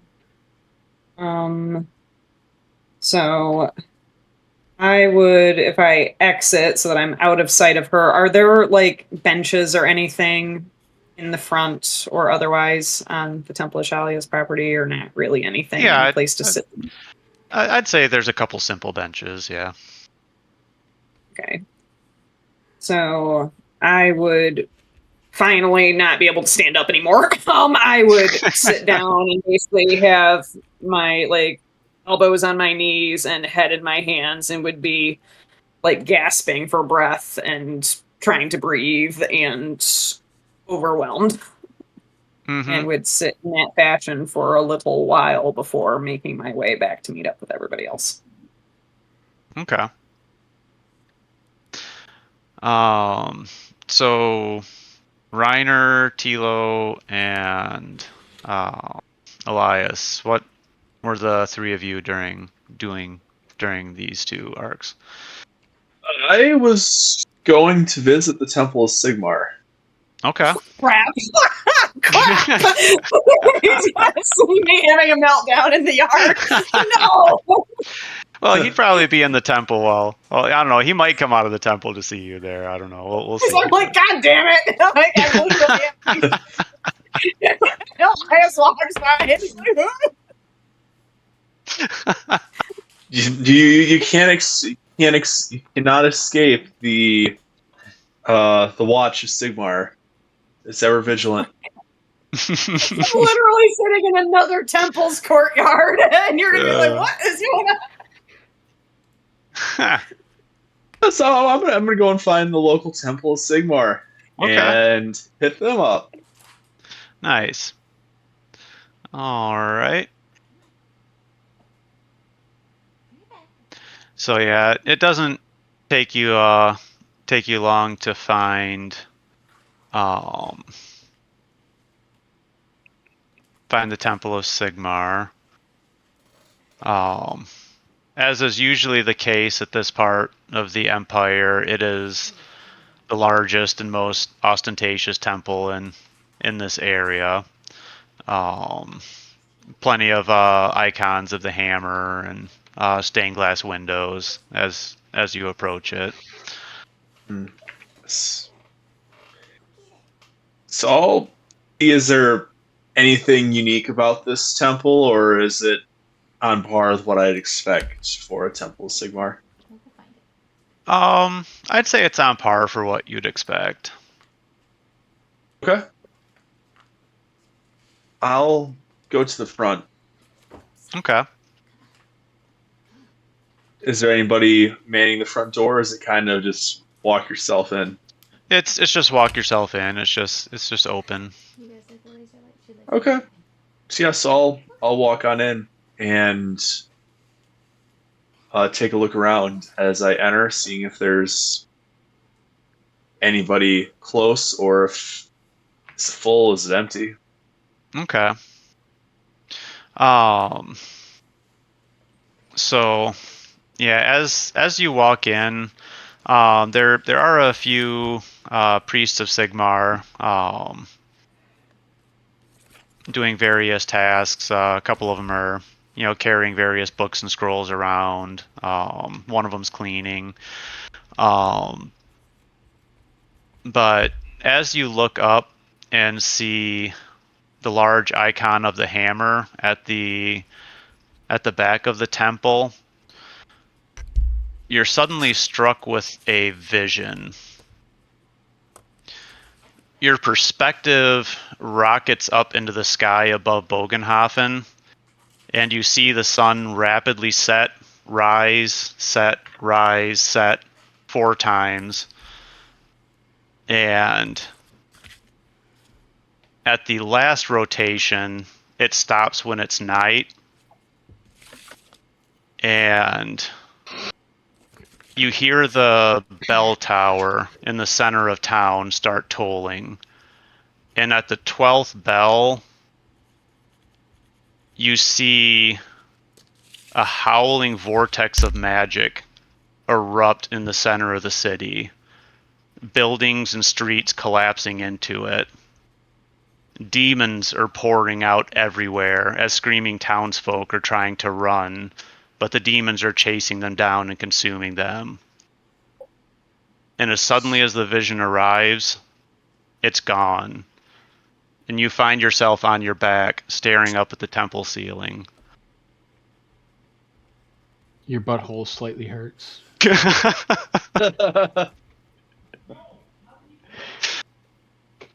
Yeah, so I come to realize, like, probably hand to my head, and I slowly sit up, like, oh man,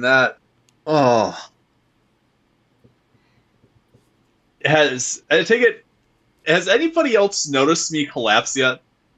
Yes, there's as you come to, there's a pair of Sigmarite priests standing over you or kneeling down next to you. Are you all right? I'm not sure.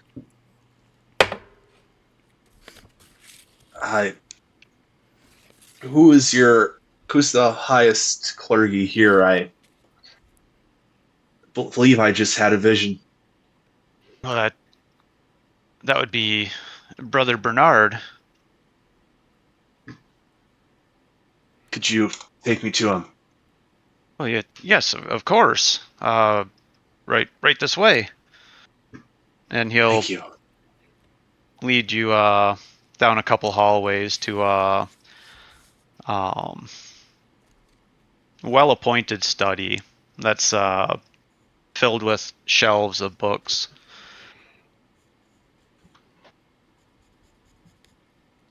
And behind a desk, you see an elderly gentleman with white thinning hair, reading through some tomes. As you enter, he looks up. Yes, my child. Yeah. Did anybody, any of the guys, did they walk me down here? Yeah, one of them did. Brother Bernard did. Or no? Yeah, Brother I'm probably. Bernard. Yeah, I'm gonna kind of still be holding my head a little bit, Mm-hmm. like you have like a major headache or something. I'm like, Yeah. Hello, Father Bernard, Brother Bernard. I'm Elias Hawkwald from the north, and it is an honor and a privilege to make your acquaintance. As is mine. What brings you to Bogenhofen? I happen to be passing through with some companions,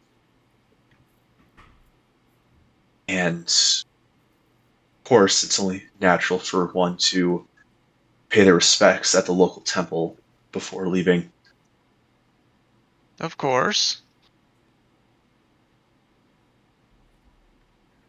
Simply entered the temple and immediately found myself with a quite haunting vision, to say the least.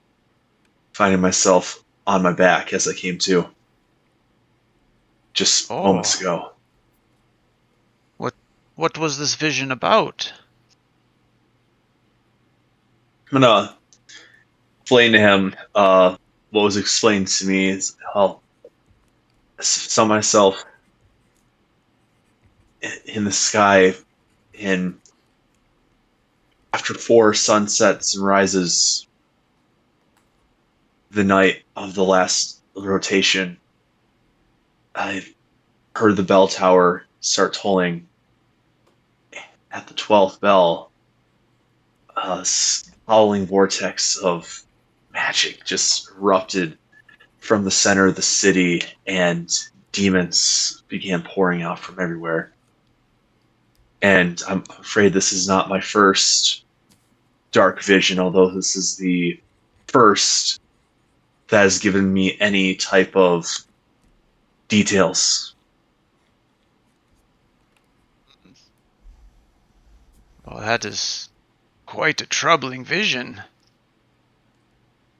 Yes, I find myself, I don't know if you consider a blessing or a curse, but I found myself with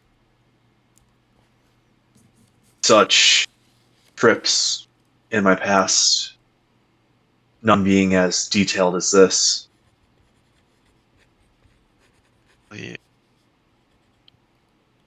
It seems like Sigmar himself is trying to warn you of some calamity to befall the city. I fear it may be bigger than that. As you see, came from Altdorf, and there it was incomprehensible, but just darkness consumed my visions and prevented my slumber in that city. Oh. DM, how much time has passed since we were in Altdorf? It was about a 7-day trip down the river. Okay. So I'll tell me, yeah, it's been about 7 days since then. Huh. That is troubling news indeed. What do you think is behind it? I wish I had an answer for you. In fact, if I knew what it was, I'm not sure I'd be requesting your guidance. Well, it seems like Sigmar has chosen you. You must have the ability to do something about this. Perhaps my warning is what he desires. Perhaps, but he usually will show visions to those who can take action.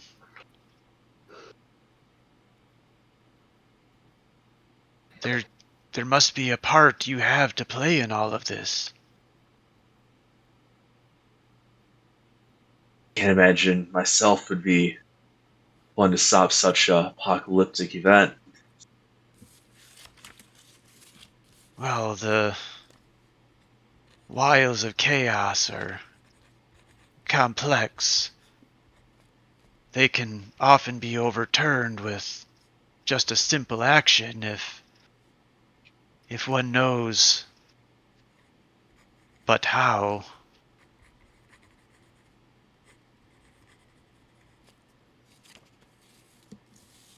I'm not sure where I would start.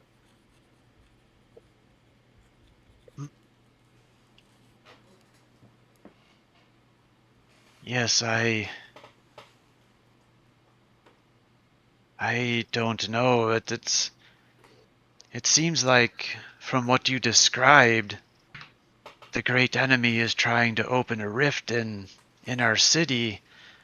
There must be a cultist cell operating somewhere.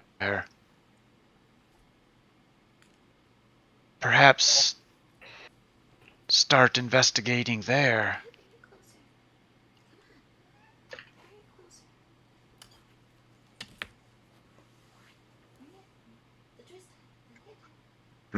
If you can uncover and unmask who some of the identities behind them, you may find out what to do. Your path may become clear. Brother, are you by chance aware of sightings or potential acts of cultist activity in this city? There have been the occasional cell that the witch hunters have rooted out from time to time, but nothing recently. It's been surprisingly quiet. Surprisingly, almost as if it's not normally this quiet. Yes, the longest we've gone in a while without hangings for witchcraft and chaos worship. Is there by chance anything new? Any new activities or important newcomers to this city in that time that may be coincidental? Well,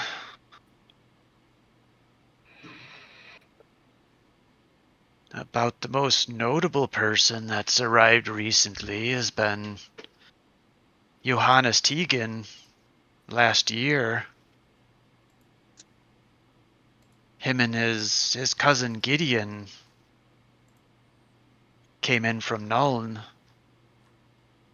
From where? on account from Nuln, Nuln. NULN. Yep. Yeah, if I recall correctly, his brother Carl Tegan died with a most strange malady. Skin turned purple and his eyes bulged. And Johannes showed up to take over the family business on account of his brother's passing.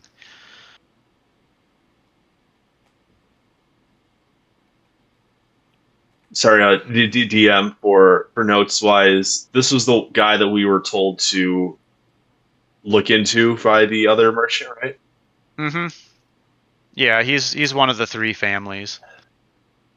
One of the three merchant families, the big ones. I see. Has in the past year, would you say that merchant family has been the most prone to changes than the others? It has, yes. They were on the verge of bankruptcy before Carl died, and within the year they are now the most profitable merchant house.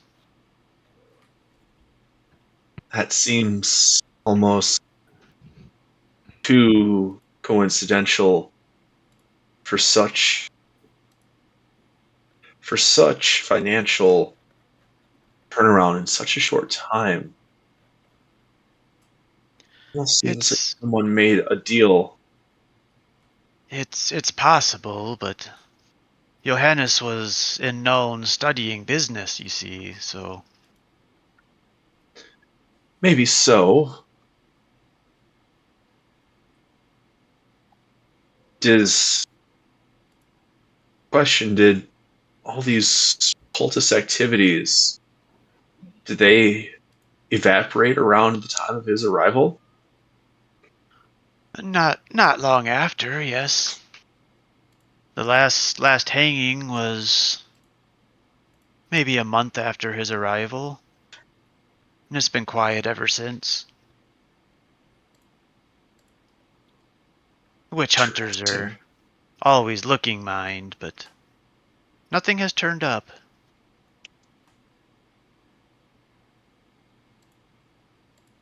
Any other notable newcomers or shakeups in the town? Oh, none that really come to mind, no. I see. What about festivals or travelers that have left an impact?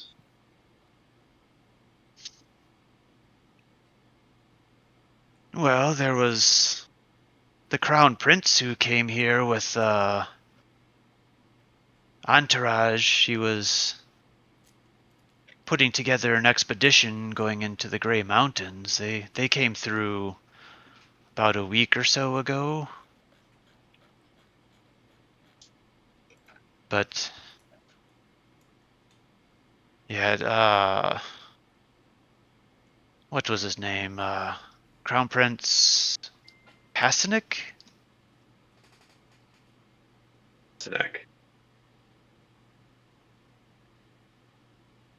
Would I know anything about this Crown Prince? Yes. That was the expedition you were trying to get onto.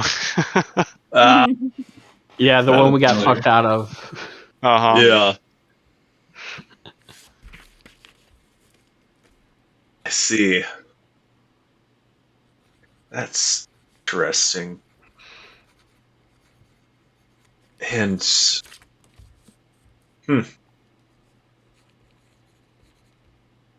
now, would I be able to pray with you at the altar this day? Yes, of course. Thank you.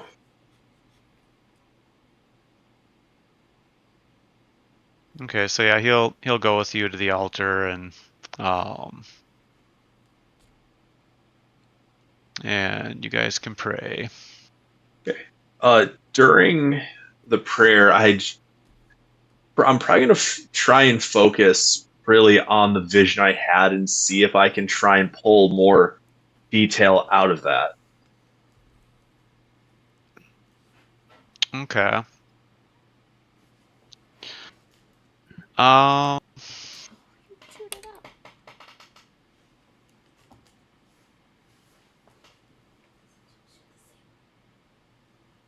I guess let me see what skills you have.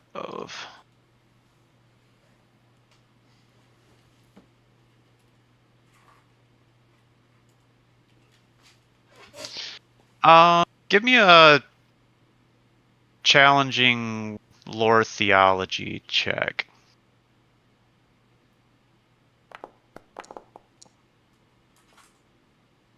All right.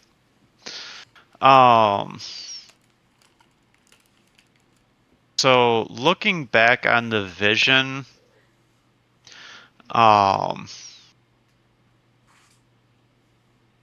you try to recall specific details about the demons themselves who were darting about the streets, and based on the colors and configurations, they seemed like daemons of Tzeentch, of the Chaos God Tzeentch. Mm-hmm. How do you spell that? Spell it, Phil. Right. Starts with a T. TZ. Shinx. Yeah, let me. Yeah, It's okay. Tzeentch. Yeah. I don't think there's a T. Oh, yeah, there is a T. Yep. Yeah, you're right. You are right. Tzeentch. Look at that. I don't know why I know so much about the Fantastic. It was that dark deal. Same here. Yeah. You're right. Do you have something to say, Carl? He is the weird arrival of the city. Yeah, right. Yeah, so I'd say, like, is that all I extra able to discern from this? Yes. Okay, so after the prayer, I'll thank him. It's like, I think I got some more clarity on that vision. Appears to be, like, it would seem those might be demons of the Chaos God Tzeentch. Oh. Well, that could potentially help guide your investigation then. The followers of Tzeentch typically fall into the trap of power and influence is how he traps his followers. Power influence? Yes. Does he provide them immediate, I don't know, success or ownership of their soul or something? He can grant boons of knowledge, yes.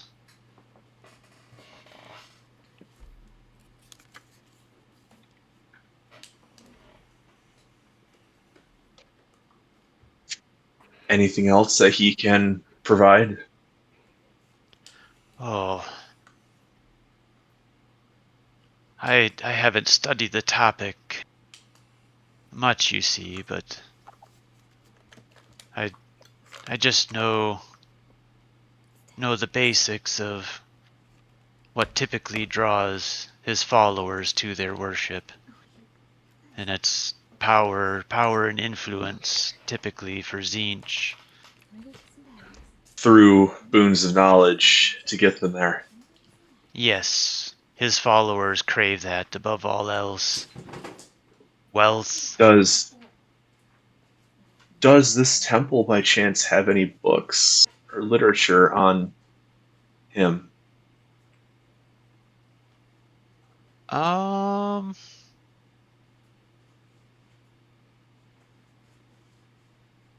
Go ahead and roll a...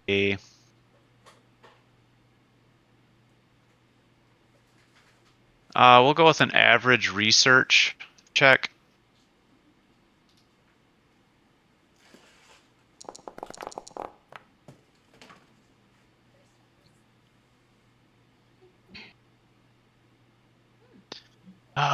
Sadly, no, we do not keep tomes like that here in the temple. I see. Typically, that is the domain of the witch hunters. They gather that sort of knowledge. But be careful if you approach them. The witch hunters or the followers? The witch hunters.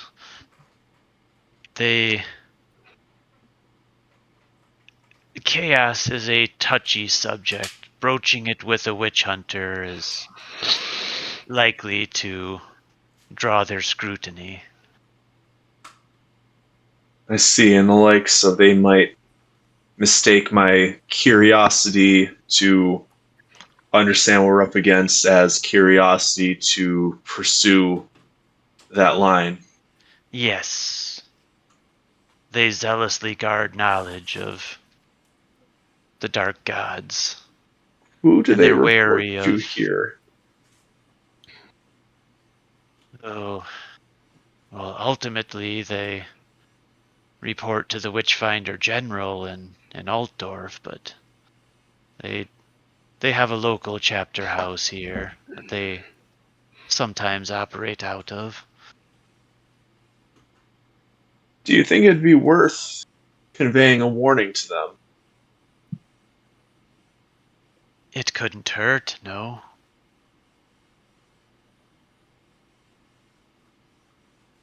They could potentially help in your investigations.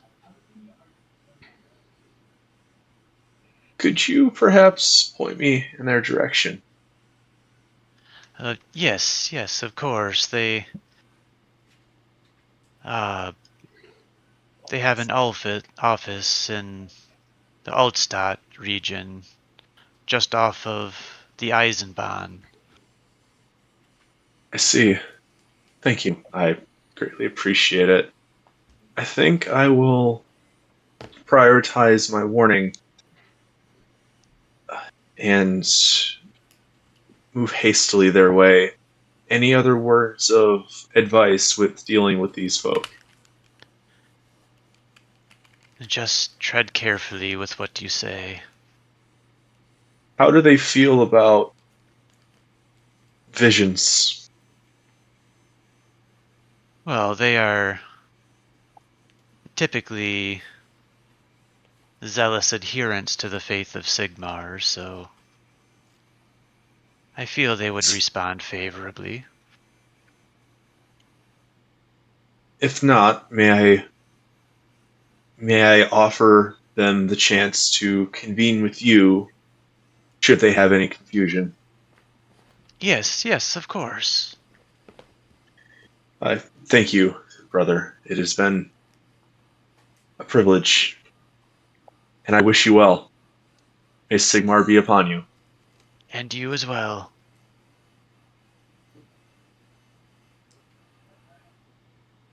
Yeah, so I'm wanting to not show up to the goblin thing as I go to find the witch hunters to give them my warning. Okay. You see me in the courtyard as you leave. I do? Do you say anything? So are you alone then in the courtyard? Or Yes. Yes. Would I perceive And that very as... distraught. What's that? Very distraught. I am clearly distraught and like head in hands and distraught. Like you look distraught and there's no one else around you. No. Yeah, I guess if that's the case, I will carefully approach you. And this is how Elias dies. Yeah, I'm gonna be like 10 feet away from you before I say anything. I'm not gonna get any closer, and I'm gonna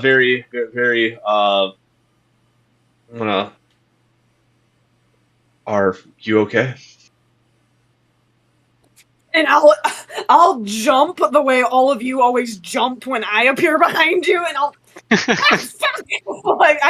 I'll just as I jump like a foot and had been deep in thought. And I'll like in embarrassment be wiping away like tears that had been in my eyes. Yes, I'm fine. Are you sure? What are you doing here? I'm immediately deflect. What are you doing here? I'm on my way to warn the witch hunters. And what about yourself? What? You first. You're the one that seems to be in anguish. I don't know what you're talking about. As I kind of sniffle, and I'm still like clutching my unicorn. Are you sure? Yes, I'm fine. Yes. What's the problem? Why do you need to go to the witch hunters? Are you sure you don't need help with something? Momentarily, her red hot rage will return to her eyes as she's giving you the look of. She doesn't say this, but she's giving the look of "I don't need your help." But she. Well, no, I do not require assistance. Who requires our assistance? Why do you need to go to the witch hunters?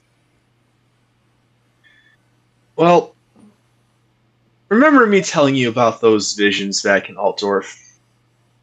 Yes, so you're Sigmar's favorite. Yes, I'm well aware.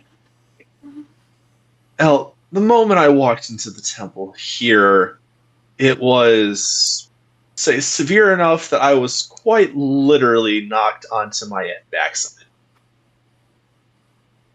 Sabinese will stifle a giggle at that comment. But I take it was bad.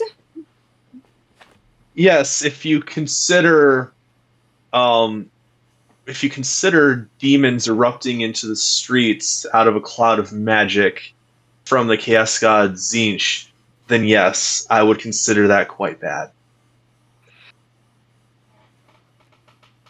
And as you're actually explaining more like cold fact type things, Sabinese will regain her composure and be returning more to her normal resting personality. Do we have a time frame we are working with? 4 days. Okay, yep. And I will immediately get up. So the witch hunters are which way? And I will start walking with you, whatever direction we are headed. Yeah, so I'm gonna point you this way, and as we're walking, do we need to contact the authorities for your troubles as well? Is there someone we need to hunt down? Hunt down is a strange way of phrasing it. I mean, there is someone I'm looking for, but no, mine is a personal matter. So you are looking for someone. Indeed. I'll start to get defensive and clam up a little. Do they mean a lot to you? I mean everything to me.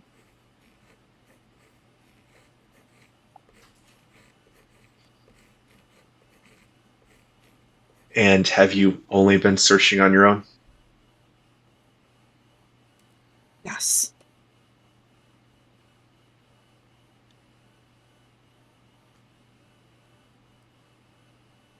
Didn't exactly have anyone else to ask, now did I? Well, maybe they happen to be on our way. And the rest of us can keep an eye out for you as well. Perhaps. She might be downriver, whatever that means, and I suppose we were just on a river. And if I recall, we're heading downriver as part of our course. Quite possibly, yes. Well, if you feel comfortable sharing with us a description of who you're looking for, we can keep our eyes open. Oh, you'd know her when you see her. Just say that with a little bit of a smirk. So we've met. Well, she looks exactly like me.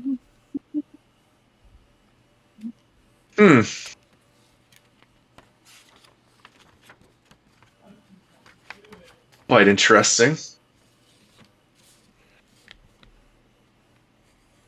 I don't know what makes it so interesting. It's not every day I come across twins. She's actually not my twin. She's 2 years older than me, but we pass as twins. And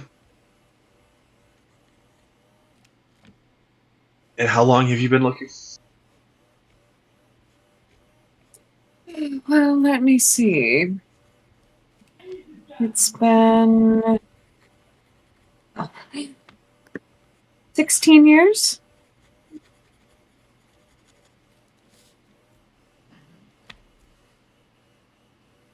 That's a long time. Indeed. Quite jarring when you find nothing in 16 years and then learn practically everything you could have possibly been looking for in all that time in a place you don't expect. Yes, this world has many, many mysteries.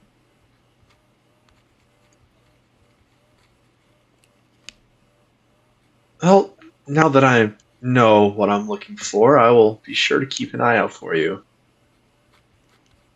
And does this sister of yours have a name? Ernestine. Ernesty? Ernestine. So, wait, what you got? Oops.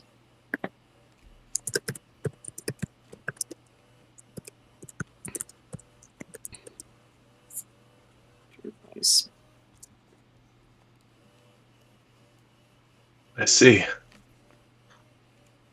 Well,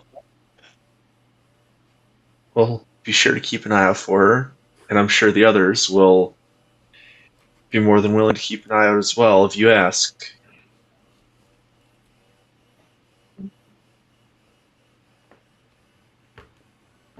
I would just recommend she avoids making contracts so hastily.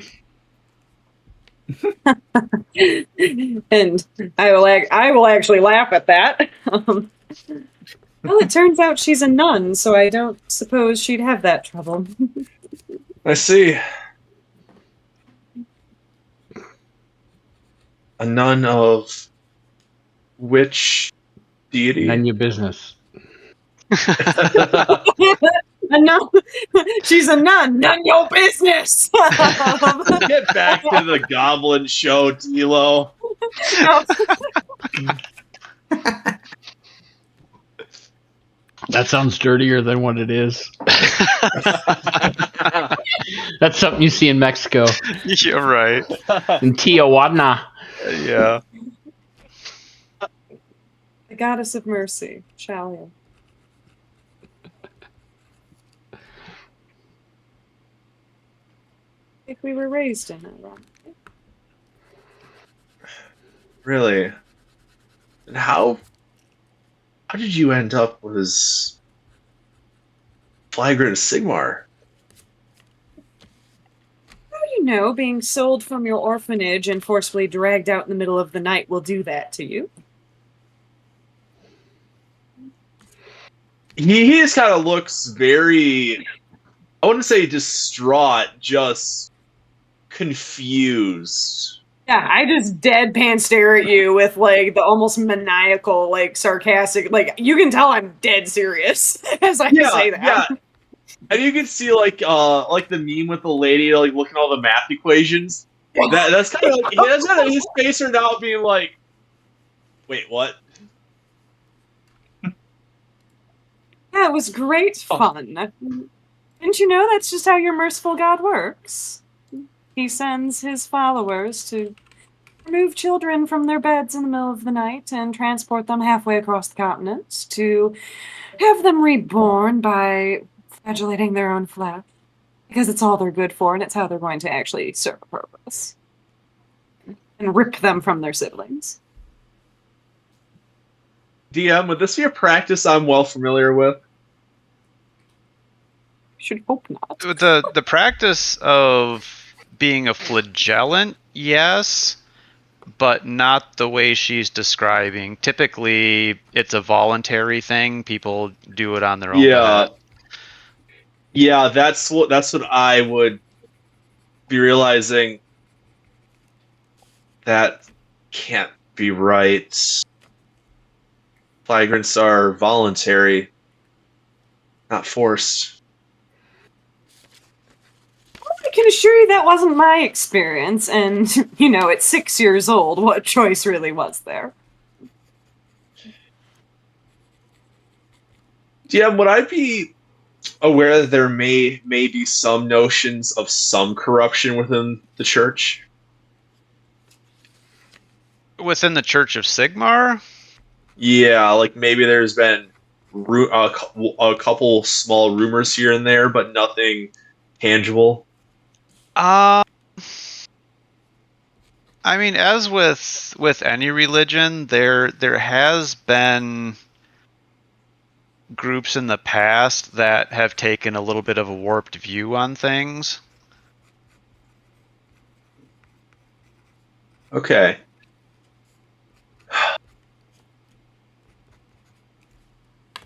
It's like must be one of the more, to say, extreme groups that kind of rides the fringes of the word. Still can't believe that was actually happening. Do you sing songs in your faction? Yes, of course we sing. That's only natural. Oh, well, here's a grand old one that I was taught by Mother Atalka for quite some time until I got it right. And Sabinese will actually start singing, which you've occasionally heard her kind of singing to herself. I actually do have the talent perfect pitch. I am a fantastic singer. I'll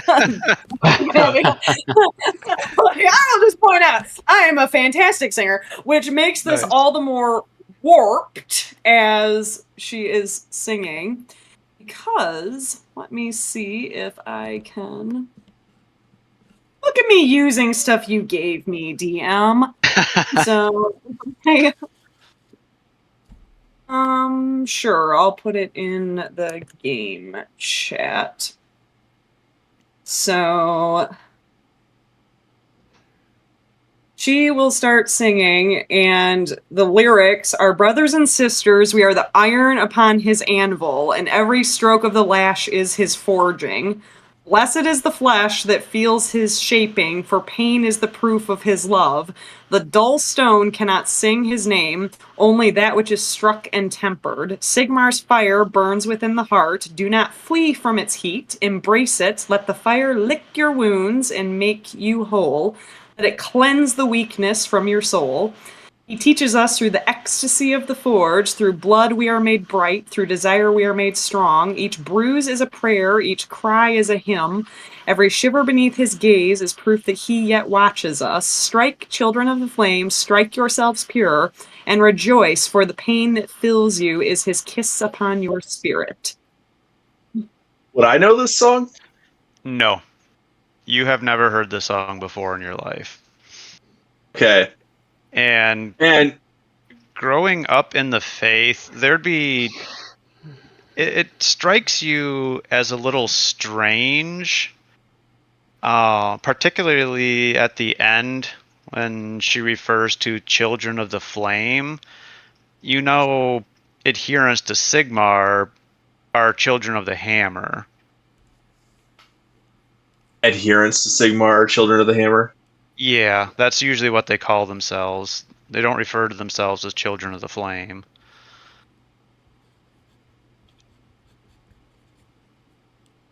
And yeah, 70s, you can see a genuine look of confusion on Elias's face as you're seeing this, and it becomes obvious to you that I have not heard this song. Mm-hmm. Which she had already sort of figured, which is why, as you're having all the math equations going off in your head, you're probably realizing partially, well, shit, this is why she's always yelling at me, because, like, what I'm preaching is not what she was always taught to preach. So we are, like, the God I was taught to follow and the God you're following are not described the same way at all. Yeah, I'm like, 70s, it's not, we're not children of the flame, we're children of the hammer. Well, I know that's the common term. I'm not an idiot, but this is what I was always taught.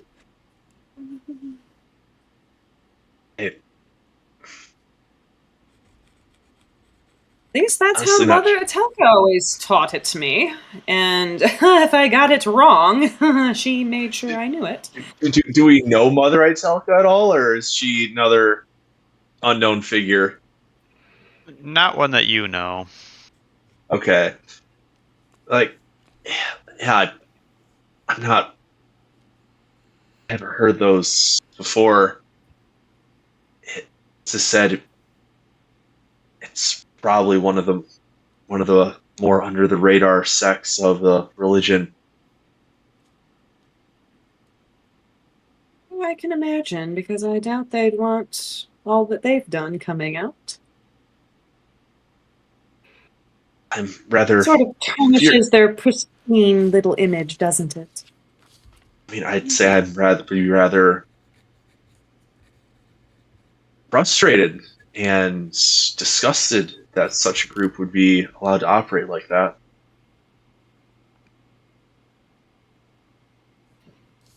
What's your tone as you say that? He genuinely seems distraught at the idea of the way you were brought into the sphere of Sigmar. Mm-hmm. There's no pity in his voice. No, he doesn't. Okay. He doesn't pity you. He seems, I would say, rather distraught and concerned, and you see a sense of genuine "I'm sorry" although you had to deal with that in his tone. Okay. She actually won't know how to react to that because she was preparing to pounce on you. You would almost see it in her face of how she was preparing. If you were to like reply with pity, she was about to jump down your throat. But when you he's don't not showing respond, pity on you.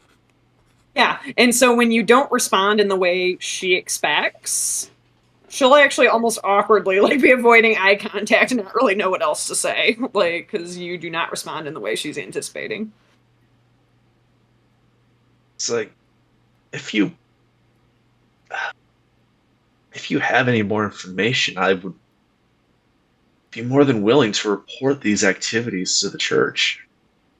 That's not how it's supposed to be. I was brought before. My player is drawing a blank. What's the title of like the head priest in Altdorf? Is that Grand Theogonist. Okay. So, well, I was brought before the Grand Theogonist when I was quite young.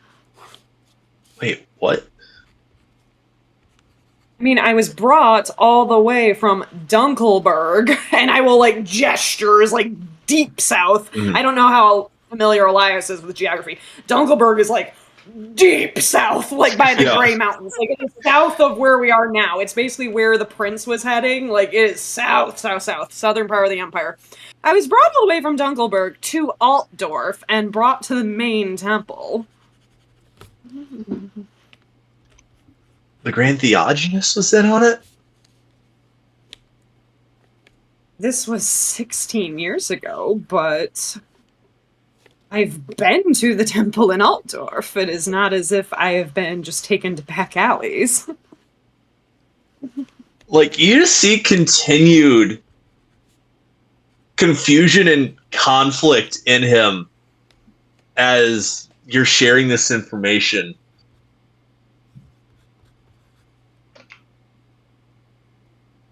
He just shakes his head. Well, let's still warn the... You understand why I have trust issues? I'll cut you off. You don't say. Why I may perhaps have some aversion to your ilk, and I'll gesture at your, like, Sigmar regalia. I'm not expecting anyone to show admiration.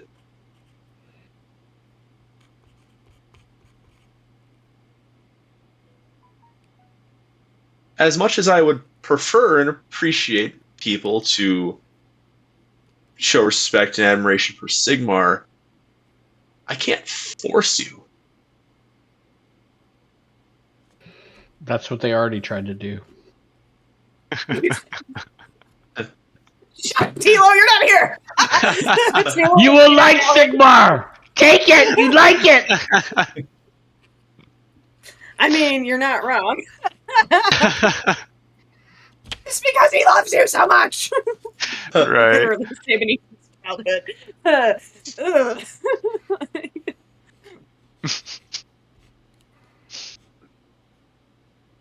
Yes, there's really not much Sigmar can do for you if you don't genuinely believe or want to worship him. So what benefit is you... Exactly do anything. Sigmar didn't really do anything to stop what happened all these years to me, so I don't exactly see why I should worship him when all I've ever been told is that my suffering is for him and to benefit him.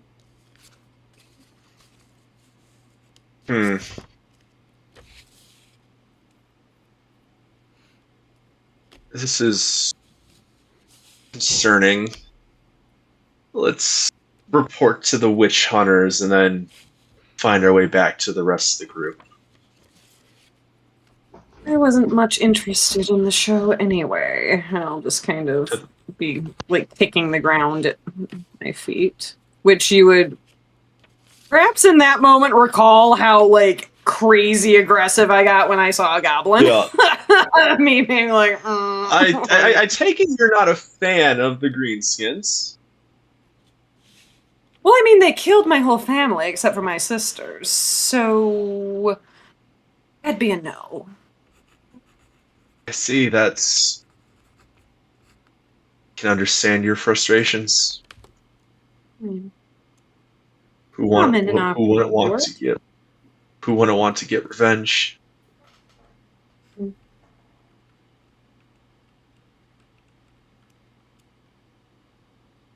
Question: Are we like? I'm trying to remember when we like rolled our characters and we for our notes. What was it called? Where we had like our what was it called? Where we have the fate, where like we have the prophecy of how we. Oh, the dooming. Yeah, the Yeah. dooming. Is that Yeah. something that like our characters are aware of? Like we're told like what Yes. vision or uprise? Yep. So typically in the Empire, like a rite of passage to adulthood is going to see a doomsayer and listen to the proclamation of your dooming of how you're going to die. And that marks your That's what I passage to an thought. adult. Okay. That's what I thought. I'm trying to remember where we put our dooming statements because I roughly remember mine, but I don't want to misquote it. Some people put them in the notes section. Some people wrote them like edited the doomed talent to add text in that. Notes section. Yeah, you put yours in your in the doomed talent. Okay, so if I go back to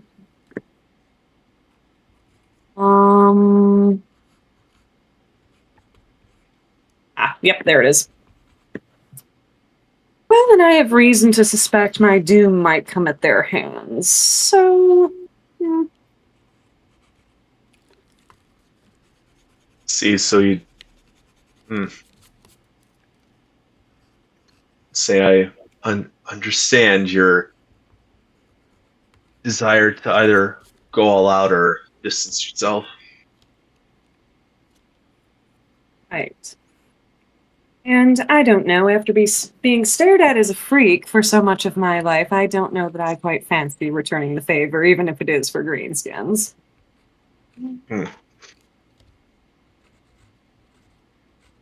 Oh, well, meet them back at the barge then. Or just outside the show after it finishes, so that they're not super concerned. But I suppose we do have an adequate excuse. Yes, I'd say I would hope we probably reach the witch hunters by now. Yeah, I think so. All right. So yeah, at this point, Tilo and Reiner, what were the two of you doing? So I was asking around and looking for the law firm of Lork, Stork, and Barrow. Oh, okay. All right. And what are you doing, Reiner? Well, how much time until the show, the Goblin thing? They said come back in an hour. Okay, so I have an hour to kill, essentially? Yes. I guess I'd just be trying to dig up information on the person that we're supposed to be looking for or whatever that the one merchant was asking us for, so I'd be trying to find more information on that. Okay. Sounds good. So yeah, we'll continue with Tilo here for a little bit before we stop for the night. So yeah, you're able to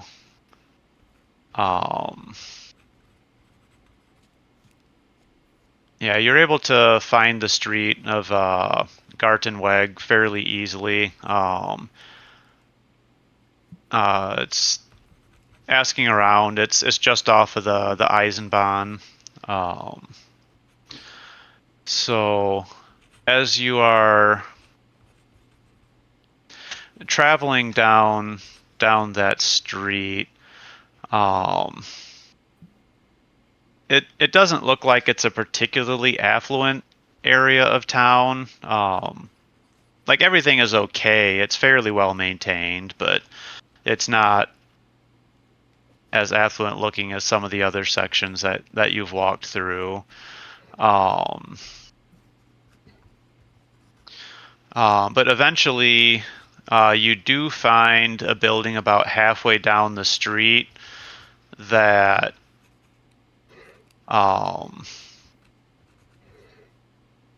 the shutters are opened invitingly on the windows, and there's a sign above the door that reads "Lock, Stock, and Barrel." Okay. Yeah, so I guess at this point, I just want to like case the place out, right? Okay. Try to watch to see if anybody comes and goes, and then also I would say if like I don't see anybody for 15, 20 minutes like entering or leaving, I would try to like get close and try to like if there's windows or something and just kind of scope it out to see if it's on the up and up. Okay. So yeah, hanging out there for a while. I mean, there you see occasional foot traffic coming down the street, but nobody really seems to pay this particular business much mind. Okay. So what does the building look like? Like, is there like multi-levels? Are there windows? Yeah, it's a 2-story building. And is the office located on the first floor or the second floor? It's the sign is on the first floor. Okay. So yeah, then I guess I would try to like, stealthily peek in the windows and check out what's going on inside. Okay. Go ahead and roll a stealth check for me. Okay. Well, we'll make it average. Okay. That is a success. All right. So yeah, I won against Anna. Yes. I don't know why the game likes to put you two up against. I don't get it. It's because I was healing at one point, but I don't understand why it's still having us like. Yeah, it I don't know. always disconnects every time because when I roll to attack, I have to reselect something, so I don't. Right. Yeah. I don't know what. For me, it just isn't linked them. Yeah. Our destinies are entwined. Right. I worked so hard to save your life. It just is entwining our destinies permanently. Right. But yeah, you're able to kind of blend in and look like you're just walking past, and you're able to kind of nonchalantly post up against the side of the building and glance in the window. And inside, you see a young clerk sitting behind a desk writing in a ledger. And there are a couple bookcases around with a handful of books on the shelves, but there is a door behind the clerk going into what appears to be an office of some sort. Okay. And then for the letter that I have, Paul, are we in the same year? Or are we in the 2512th year of the Empire? Yes. Okay, so this is like 10 months later or something like that? Yes. Okay. Because it was not Kexen was on the, I believe, on the letter. Let me look. Okay. Yeah, not Kexen. And you said we are currently in, what are we in? Yardrung.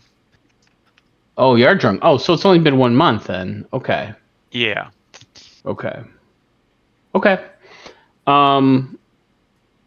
Yeah, I think I will just scope it out, see if I see anybody like come out of that back room, and then after some time has passed, I will try to get back to the goblin cart or the goblin show, because I want to connect with Carl, because I need attendance when I'm going to go in there. And sure. he's a good talker, so I want to connect with him after I get some better clothes, and then maybe get a haircut Okay. Yeah. Sounds good. and a shave. Right. Okay. So yeah, you start heading back to the Schaffenfest. So Reiner, where exactly did you want to go to inquire? Well, what did the merchant hint at? Like, where to directions or locations? I don't know if he really specifically listed any place, but he was basically telling you that the 3 merchant families were the main ones trying to run him out of town. So you do know each of the merchant families has guild halls, or they have offices, plus there's each of the guilds in the city also have like a guild hall and a guild master as well. So the merchants guild would have offices as well. Okay. So I guess I would go to the Merchants Guild to see if I can get more information, and then maybe like figure out where they're at and just kind of pick a family and just kind of monitor and see where they're coming and going and see what they're doing. Okay. So are you going in to talk to anyone in the Merchants Guild, or are you just kind of like casing everything out? Just kind of casing everything out, see. Okay. But if I can get information, if I don't know where any of these family members live, I would see if the Merchants Guild has any of that information. Okay. All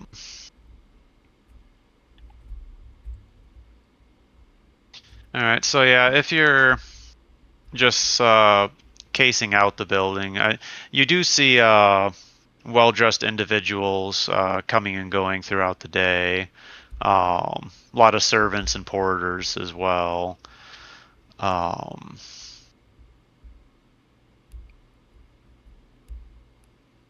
Okay, well, I'd like to check out, like, see if there's like a back door and see if there's any shady stuff that's more or less happening, like through the back door stuff. Not so much the front door. Front doors where honest people go through. Back doors where shady Sure. people deal with business. Okay. Let's go ahead and roll a. We'll do a easy, or not an easy, average perception check Oh boy, what? as you're walking around the building. Perception. Ah, there you go. Perception. You said easy. Of course, you know. When I want to roll good for something. Right. I have great perception too. That sucks. And it was easy. Take the dark deal. Yeah. Dark deal. Oh, I can re-roll. What am I talking about? I don't have Yeah, you can to. use a fortune point. Yeah, you can. Yeah, and it's supposed to be average, not easy. So it's. Oh. So I had to. Yeah. So we'll use a fortune point, but I'll re-roll because I rolled that as easy. So I'll re-roll that. Yeah. Let's see here. Okay. So I think you get plus 20 with average. Well, let's see here then. Skills, I think it is. Skills, perception. You said average, not easy? Yes. Okay. Yep. Correct. Alright, let's see if I roll better this time. Ooh. Okay. Yeah. So you're pretty perceptive as you're walking around the building. There are several ground floor windows that some of them look like they enter into offices. A couple of them to what look to be conference rooms or a study. And there is servants' entrances for this one as well. So you do find those around the backside in an alley. But within the time frame that I have, do I witness any like coming and goings of shady dealings?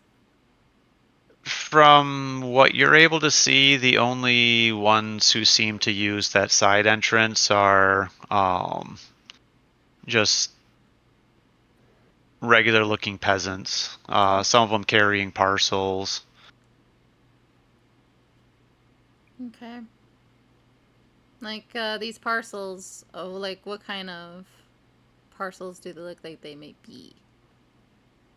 Oh, some of them look like they could be a wrapped book. Others, smaller boxes or crates. Every now and again, you'll see one of them that's an individual that's escorted by a couple armed guards. And somebody escorted by armed guards? Yeah, like a servant carrying a small box that's escorted by some guards. Do I know who the guards belong to? Like what fraction or house or whatnot? Yeah, it varies. Some of them wear insignia for some of the local merchant houses, but most of them just have they just look like City Watch.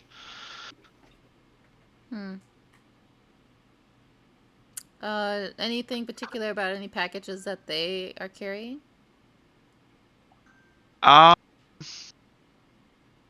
For the most part, the ones that are escorted, they seem to have small chests they're carrying. And being a tax collector, you think they're likely contain coin.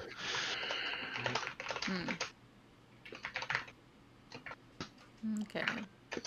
But for the most part, I can't really tell if they belong to any certain house or whatever that's particular and that's maybe trying to run this guy out. Right, yeah. Okay. I want to follow one of them back to where they came from. All right. One of the ones that's wearing livery that's not the standard town guard. Okay. So yeah, you're able to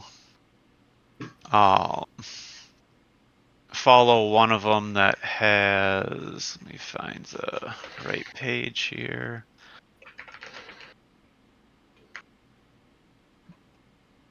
There we go.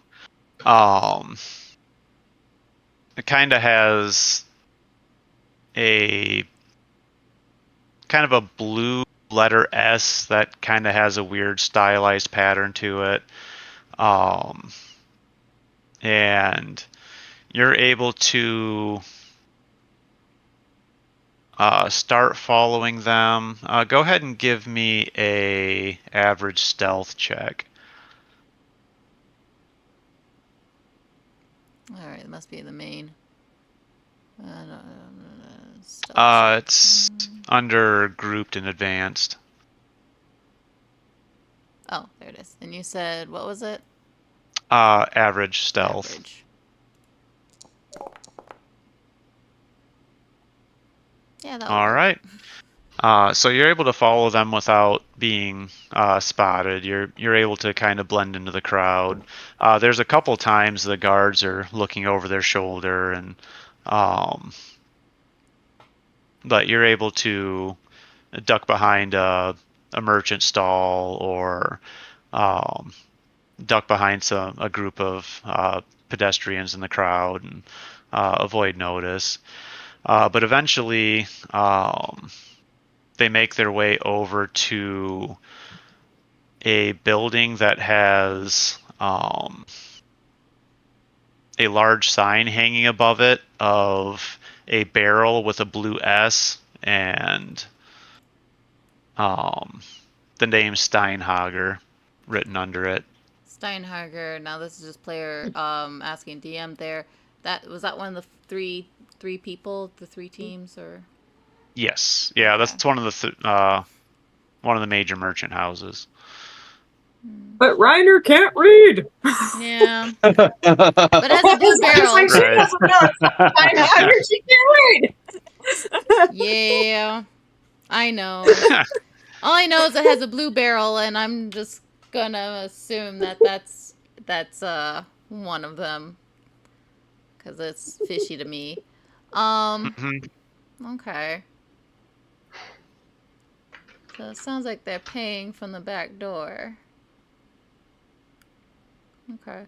Well, take out my book, and I write in it a little notation in the back of the book. You know, some of my personal notes, not so much my tax collecting notes, but my personal notes there, and I write my hieroglyphics on the back of it, in the back, about where this place is located, the barrel, the weird symbol on it, squiggly lines. Mm-hmm. It's not a straight line, it's a squiggly line.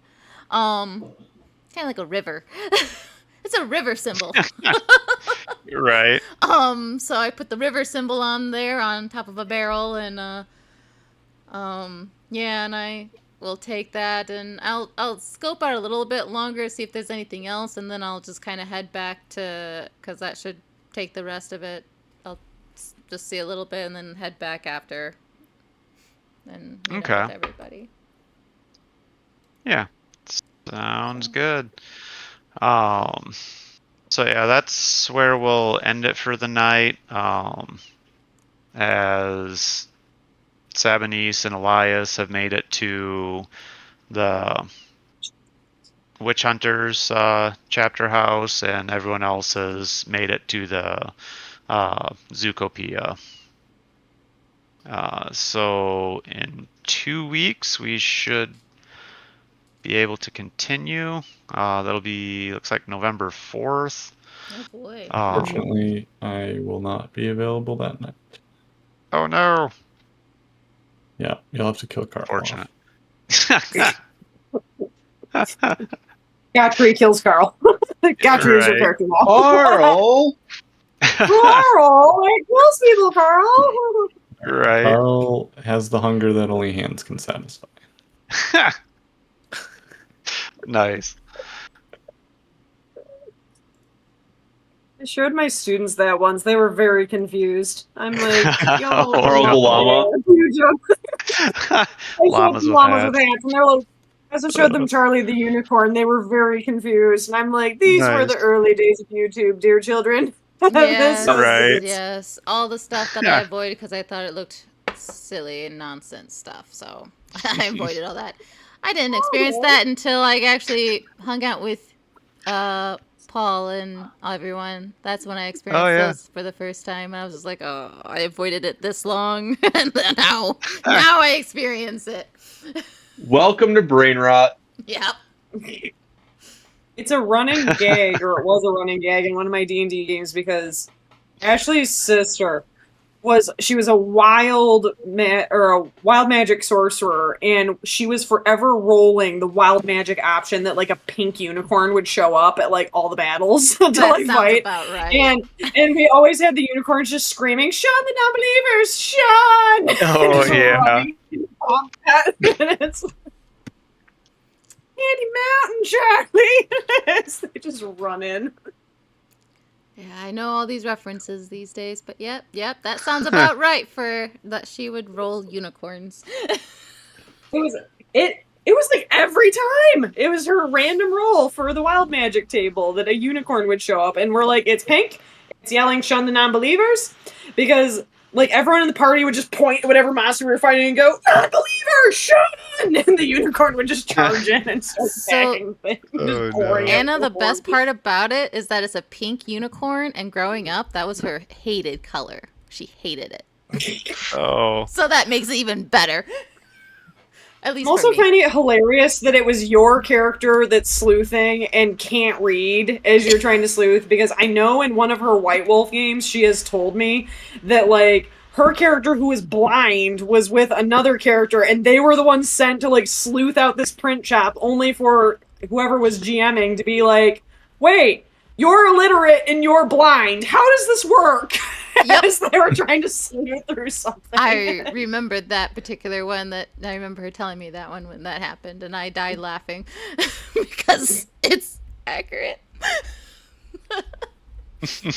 Blind and illiterate. We get to. Do we get experience? Yeah. Yes. Yes. Gives us the experience. Experience for the poor. We need so much experience to. Bombs for the poor. I'm gonna give everyone 75 tonight. We had some really good RP. Well, thank you. Nice. Yeah, buddy. I'm gonna say I don't feel like I deserved it so much, but I'll take it.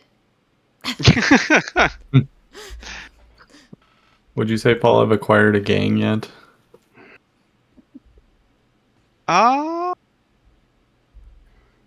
Yeah, I Hello. suppose.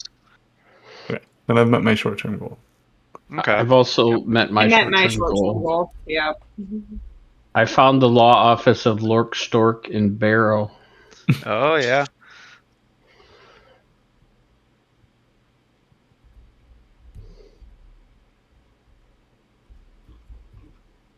I gotta pick better short-term goals because mine was to like Same. get this like group of people and get that taken care of. I gotta pick better short-term Yeah. goals. I mean, it suggested that it's something you can complete in a session or two. Mhm. So Yeah, set the see, bar low. yeah, I thought we might be able to complete it in a session. I didn't realize that we'd all break up into separate groups and have separate RPs for the night. So again, You're I gotta right. pick better. Oh, I was not expecting the dwarf to be commandeered. That went a very different Same. direction than I never You're should have right. seen Yeah. coming. I was Hey, like, I did not it's- see that. it's working towards our short-term party ambition, which is to increase the free market guild membership to 5. Okay. We have 4 currently. Carl, Tilo, Willie, and what's this new guy's name? We don't Garrett? need to know. Goat tree.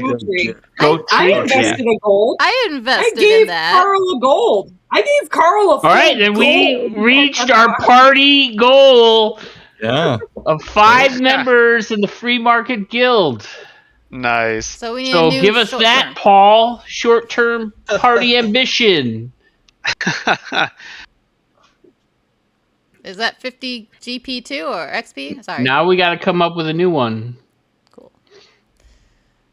Yeah, everyone can take that 50. Solving this. Oh, that's my short term. I Trying guess to I can click be it, it keeps a moving. group. We solve this guy's problem Got of the Well, but Anna, where is your sister? Is she in the city? Don't know, because Okay. basically, because what the, like, I mean, for player knowledge, basically the letter that I was given by the other nun, all it said from her is that the river carries me toward the lost and suffering. So it's implying she's going down some kind of river, but it doesn't say where. Mm-hmm. And so, She did tell you the last she knew was she was in the city of Kemperbad. yes. Which, where is that on the map, by the way? If we were to pull up. Yeah. I was like, let's not. see. Oh, Reichland. There we go. If I look at the Reichland map, that would help. Oof. so oh boy. Where on this map? It's huge. Yeah, I'm pulling it up here. Kemperbad is South, I assume downriver. Maybe not.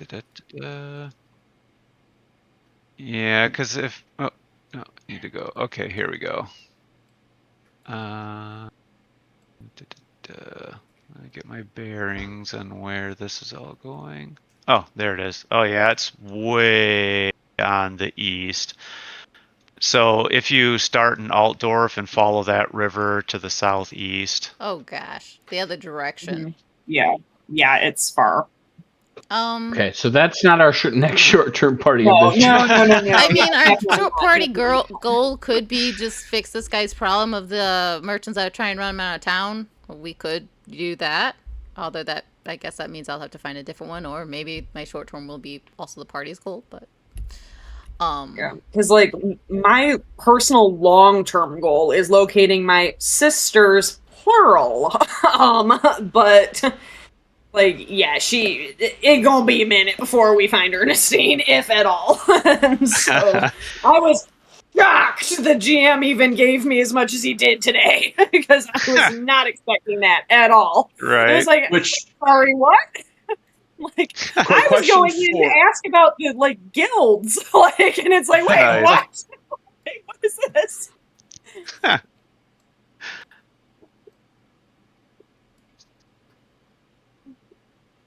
Since a question for GM, how much XP was it again to level up in your career if you've completed all the tasks?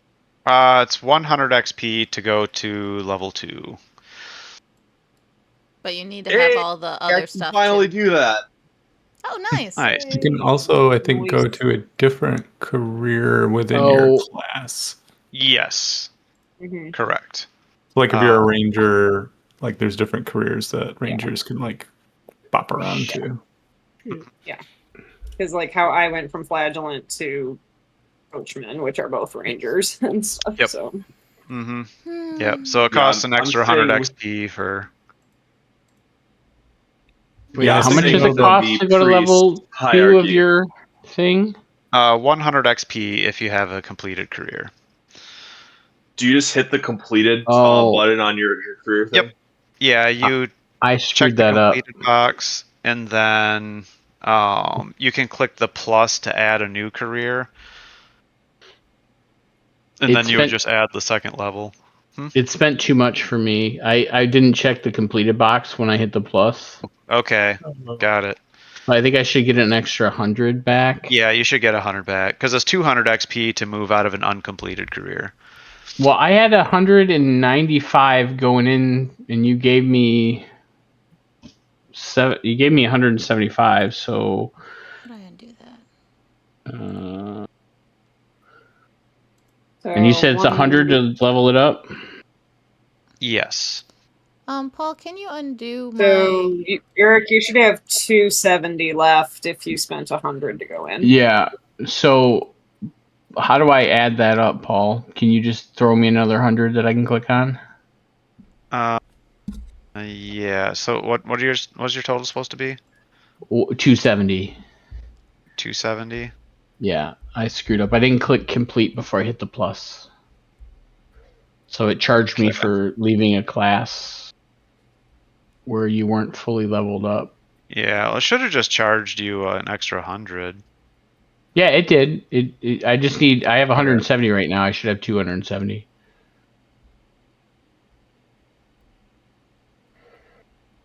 So, question for you on... So I just pulled in the career priest from Initiate.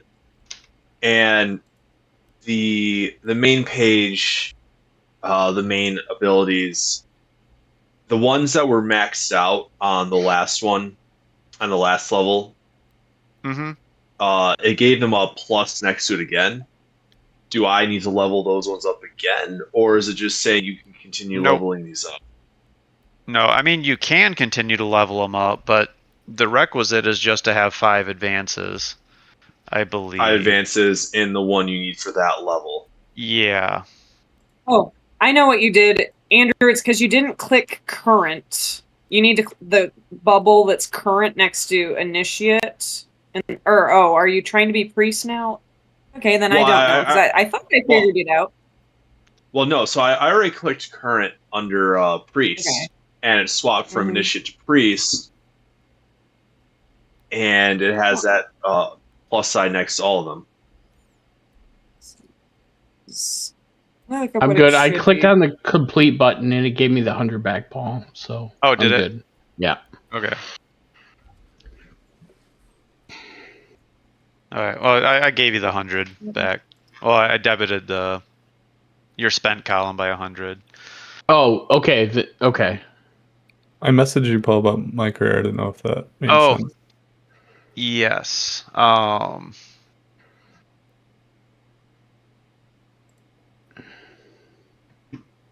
I think you can probably just switch over to that. Okay. Cool. Because narratively, you're kind of branching into that already. I am.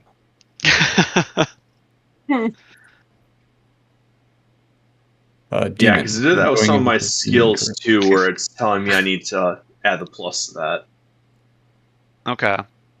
I bought a second level of strong back, so I can carry more things and oppose strength test or whatever this thing does. Oh, nice. The second level. So I think I'll try to max that out to the 3. So I think that'll be the next thing I do. Save it for that. Okay. Yeah. And then move on. DM, are you prepared to deal with me on the last day of Schaffenfest when it's all the animals there now that I have animal affinity and all the animals are going to love me and be coming up to me? Right. Like, skipping through like Snow White with just animals following me as I flip the unicorn. Right. That's my new talent I have, animal affinity. Unless there's a bunch of daemons eating them. Oh no! No! Did you say that? Well, I mean, it's in the party's power. We'll see what happens. Yeah, but we don't have to believe his premonition. That's right? true. You don't have to believe it. Sigmar showed him something, but Yep. I mean, he could be just a crazy guy, right? he could be a crazy guy. There are madmen shouting all kinds of prophecies in for the all street you know. corner. I also I love mean, that, you know, like, the just- person Sabanice gets along with the least all of a sudden knows the most about her. She's like, dang it! Right? Yeah, I was just thinking there for a minute too. I'm like, wait a sec, why are you sharing all this with me so willingly? Right. Nature is She's healing. distraught! And feisty!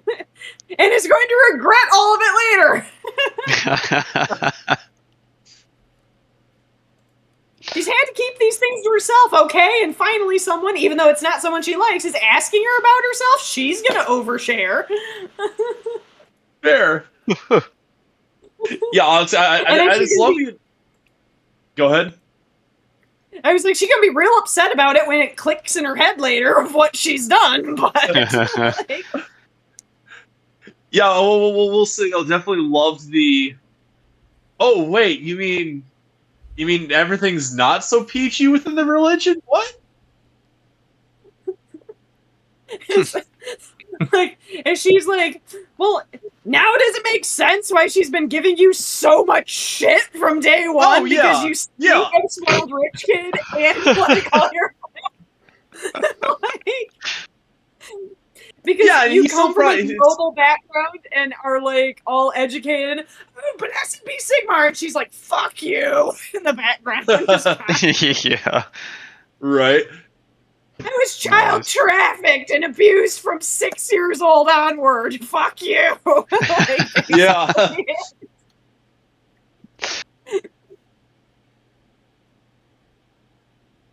she's having none of it. I gotta head out So for whenever the you both evening. like, oh, like, Sigmar, Okay. bless you. That's why Alright. she's like ready to stab you. And Hey, guys. so we're gonna. Yep. Later.